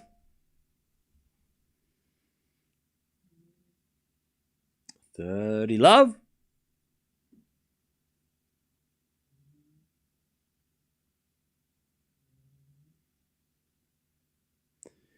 30 love. It's warm in the UK, 30 degrees. Oh my God, 30 degrees? How is anyone going to survive? 30 degrees in the UK? Holy shit. Is it a national emergency? Is everybody okay? Damn. Did they cancel the workday? What is it, Sunday? Everybody stay inside. Do not leave your house. It's 30 degrees. Oh shit. You should hear us Brits talk about it. Oh, I know. It would have been like heat wave. I remember when I first moved to the UK, it was 30 degrees 2 days in a row, and the front page of like the paper they gave out on the tube was like, heat wave hits London. I'm like, it's 30 degrees. What are we doing? What are we doing? Anyways, 40 love. Paul with the winner. It's 5-4. But then I stayed there for a while, and I was like, yeah, actually 30 degrees got really warm, and now I've never recovered. Now it's 30 degrees here, and I cry. You should be a commentator at RG. Well, look. A boy can dream. 5-3. Maybe when I grow up, I will be. Maybe. All right. Buse is going to serve for this match again. Let's see if we can get it done. All right. 5-3. Serving to the front of Paul. Backhand from Buse into the back of Paul. Paul hits it up the line and wide. 15 love. 15 love. Sorry, it's 5-3. I'm blind. 5-3.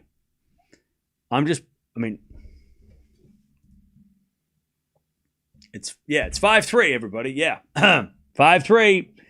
Good old 30 love. 5-3. It's definitely not going to be 5-4. All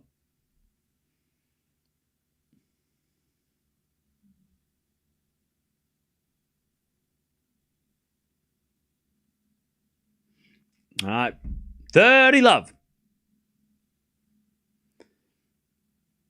30 love.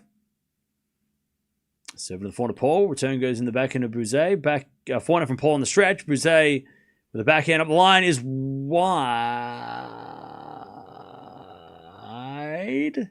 30-15. 30-15.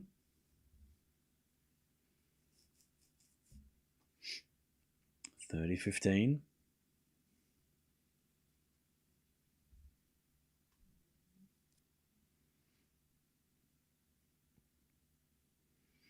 As we had a fault from Buse. Second serve.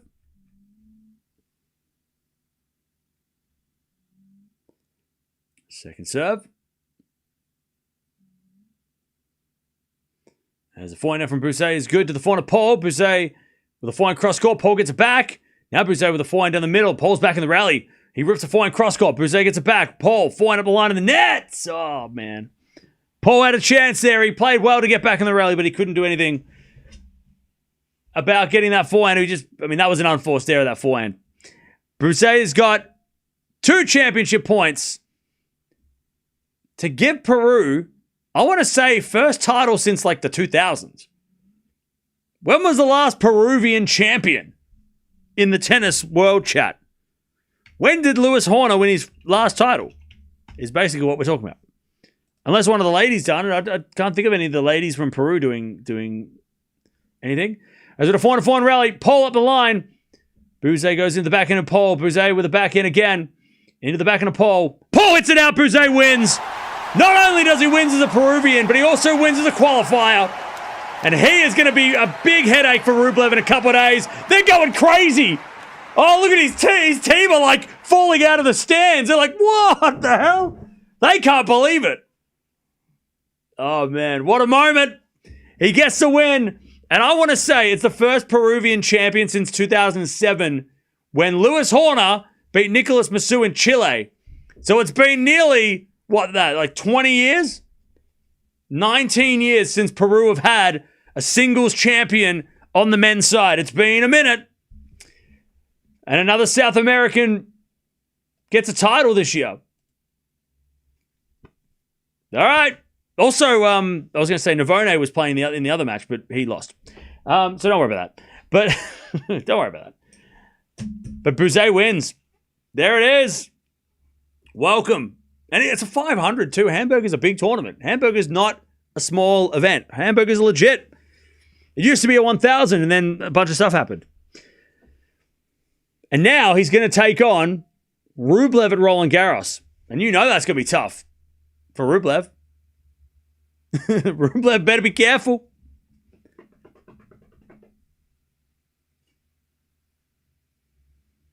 All right. Top 40 now as well. Wow. That's incredible. Yeah. We did a bit of a Peruvian tennis history lesson if you weren't here earlier, so you can watch that. But yeah. Great to see.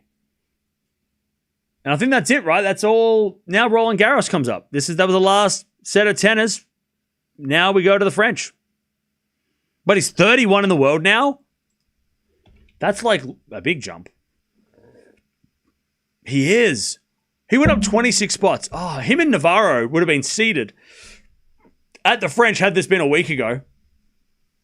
He overtakes Humbert, and he would have been number 31 seed, or even higher. It goes, check this out, ready? It goes Menchik. Actually, let's go to Tien, because Tien's also a career high, top 20, number 18. So if we're talking about players under 22 and under, right? 22 and under. Tien, Fils, Menchik, Hadar, Fonseca, Blocks. Buse is 22, just turned 22. He's ahead of Blocks, but behind Fonseca by one spot. Mickelson, Quinn, Medvedovic, Landaluce, Viejo, Prismic, Pirikar, Merida. A lot of these guys are playing top players this week, by the way. And Van Asch. That's the top 100. So all those guys are behind sort of under 20, like 22 and under, right? But yeah, Buse is just behind Fonseca as the best player under 22 from South America. So him and Fonseca, that match will be crazy. Fonseca versus Buse will be a crazy match, and hopefully it happens in South America like next year, if that ever does happen, because that'd be a crazy match. Yeah, 2 Americans won today. Yeah, it was a good day for Americans on clay.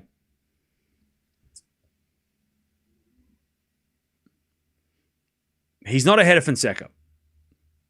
Look, I know a lot of people want to kick Fonseca down and be like, he's not good, he's overhyped, blah, blah. No. Fonseca's ahead of him.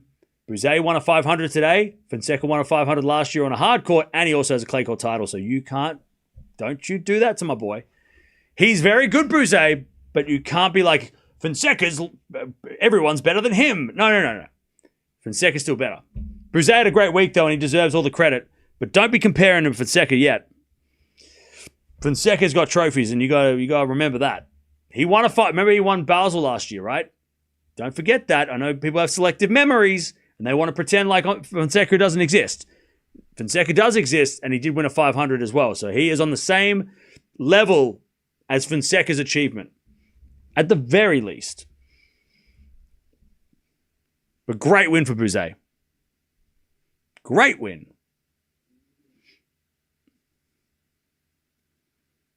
Fonseca, Djokovic, Roland Garros, third round. Yeah, we need that match. He defeated Fonseca in the Rio match. That's great. Still Fonseca's ahead of him. Currently. That could change, though. I mean, if Buse has a run in Roland Garros, after Roland Garros, Buse might be ahead of him. But as of right now, still Fonseca is ahead of Buse.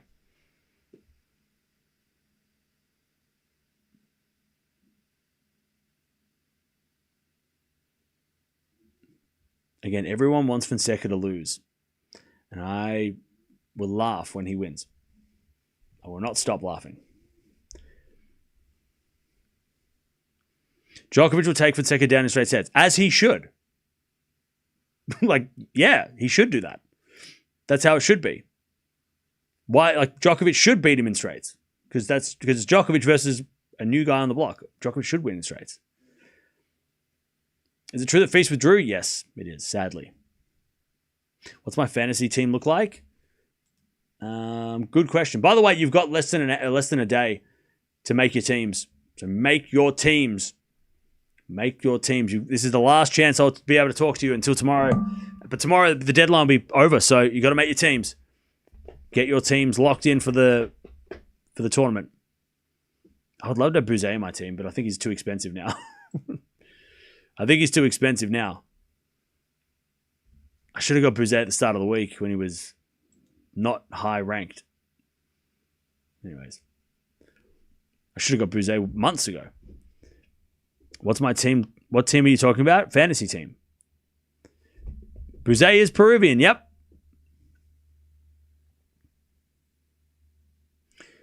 Buse. I'm saying it fast because I talk fast. But yes, it is Buse. Buse.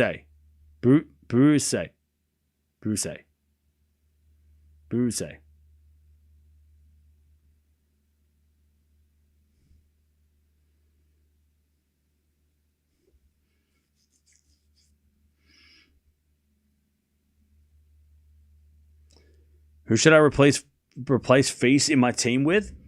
I don't know. Hodar?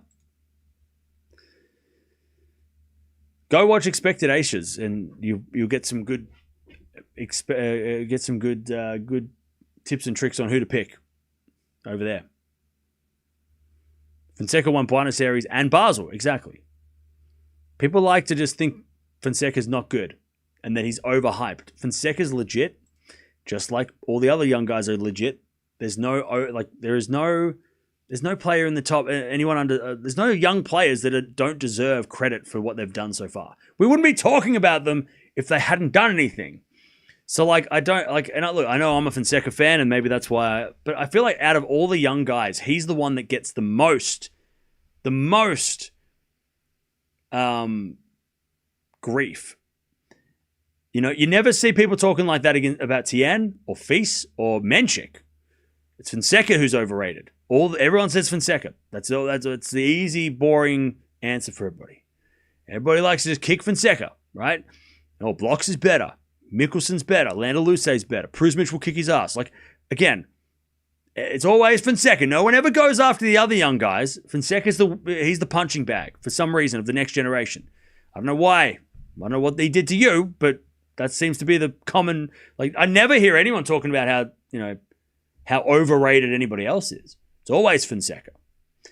So when everybody says it kind of becomes boring because it's also wrong because Tien's won titles, not overrated. Menchik's won big titles, not overrated. Feast has won many titles, not overrated. Hodar, he's too new to see where he falls in the thing, but he's had a great start, so we're not going to say anything about overrating him.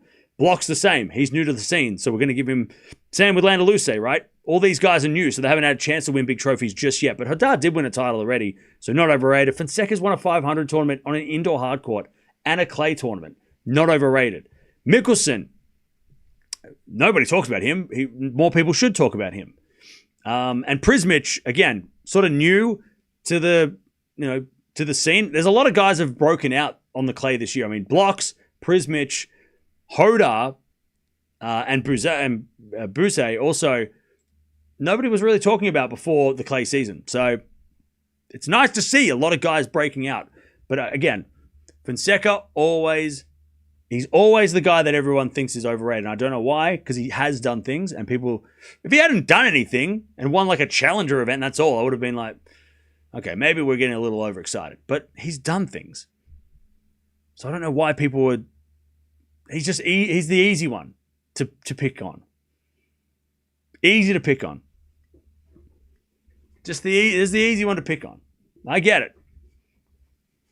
He's the scapegoat. I get it. But no one under the age of 21 in that top 100 is overrated. They're all perfectly rated and they're doing great. They're doing just fine. What things has he done that Tien or Buse has not? I just mentioned them all. Did you not listen to me? I just mentioned everything that I mentioned everything that everyone's done. Tien's won multiple titles. had a couple of Grand Slam runs. The only difference between Tien and everybody else in that group that I mentioned is that Tien's had a couple of Grand Slam runs, whereas the other guys haven't made the second week of a slam yet, right? But again, they've all won trophies. Like, that's the thing. Big trophies. Like 500s are big trophies.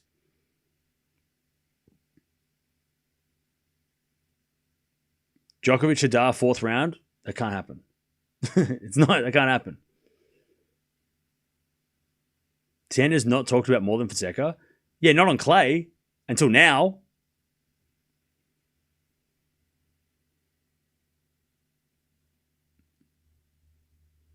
Do you think Taberg could get could go hard in one set and win against Sinner? Probably not. I don't think he can. I don't think unless Sinner has a slow start, which he could. He hasn't done that lately, but I mean, Sinner could lose the first set because he can win in 4 without really worrying. But I don't think I don't expect Sinner to lose a set in the first round. The rowdy fans get on people's nerves, maybe. Tien is clearly better than Fonseca overall. Yeah, okay. Why are we having this conversation? You're not going to change my mind. I'm not going to change your mind. Let's just move on. I'm not going to defend Fonseca because you're not going to listen, and you're not going to prove to me that Fonseca's no good. So we're not going to get anywhere. So don't worry about it. Move on.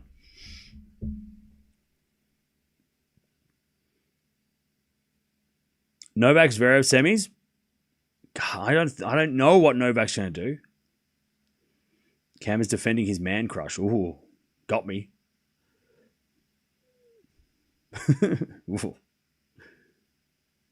Why is Jannik excluded from this conversation?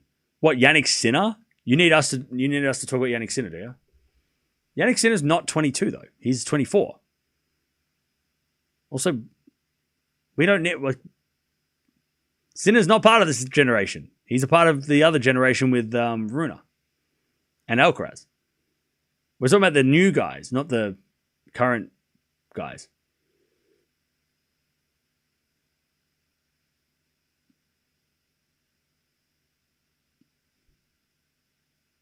Jannik is beatable? Nope.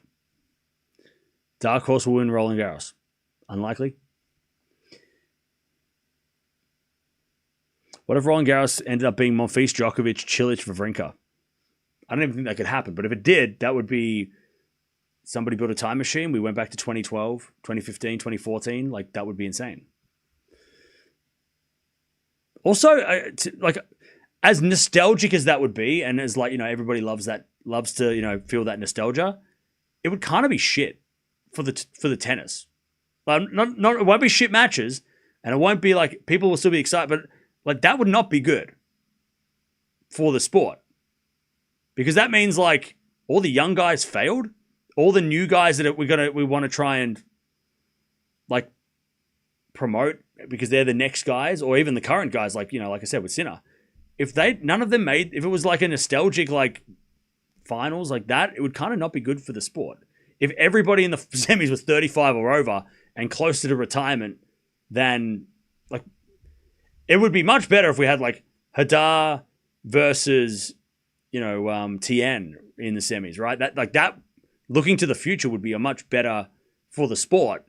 If like all the old heads are getting into the finals, yeah, okay, it'd be fun if one or two of them got there, right? Like Djokovic is always great when we see him there, but that even though it sounds like, oh, that would be really fun, 2014, it would also be like, what the hell happened to all the new guys? Why did they all lose? Like, why are the new guys not taking advantage of that?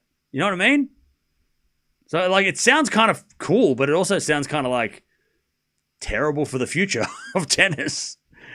At least in the short term, because if they're the guys, I mean, that's what when Federer, Nadal, and Djokovic were making the finals in their mid to late 30s, and no one else could do it, you're like, holy shit, where the hell is all the young talent? Where do they go?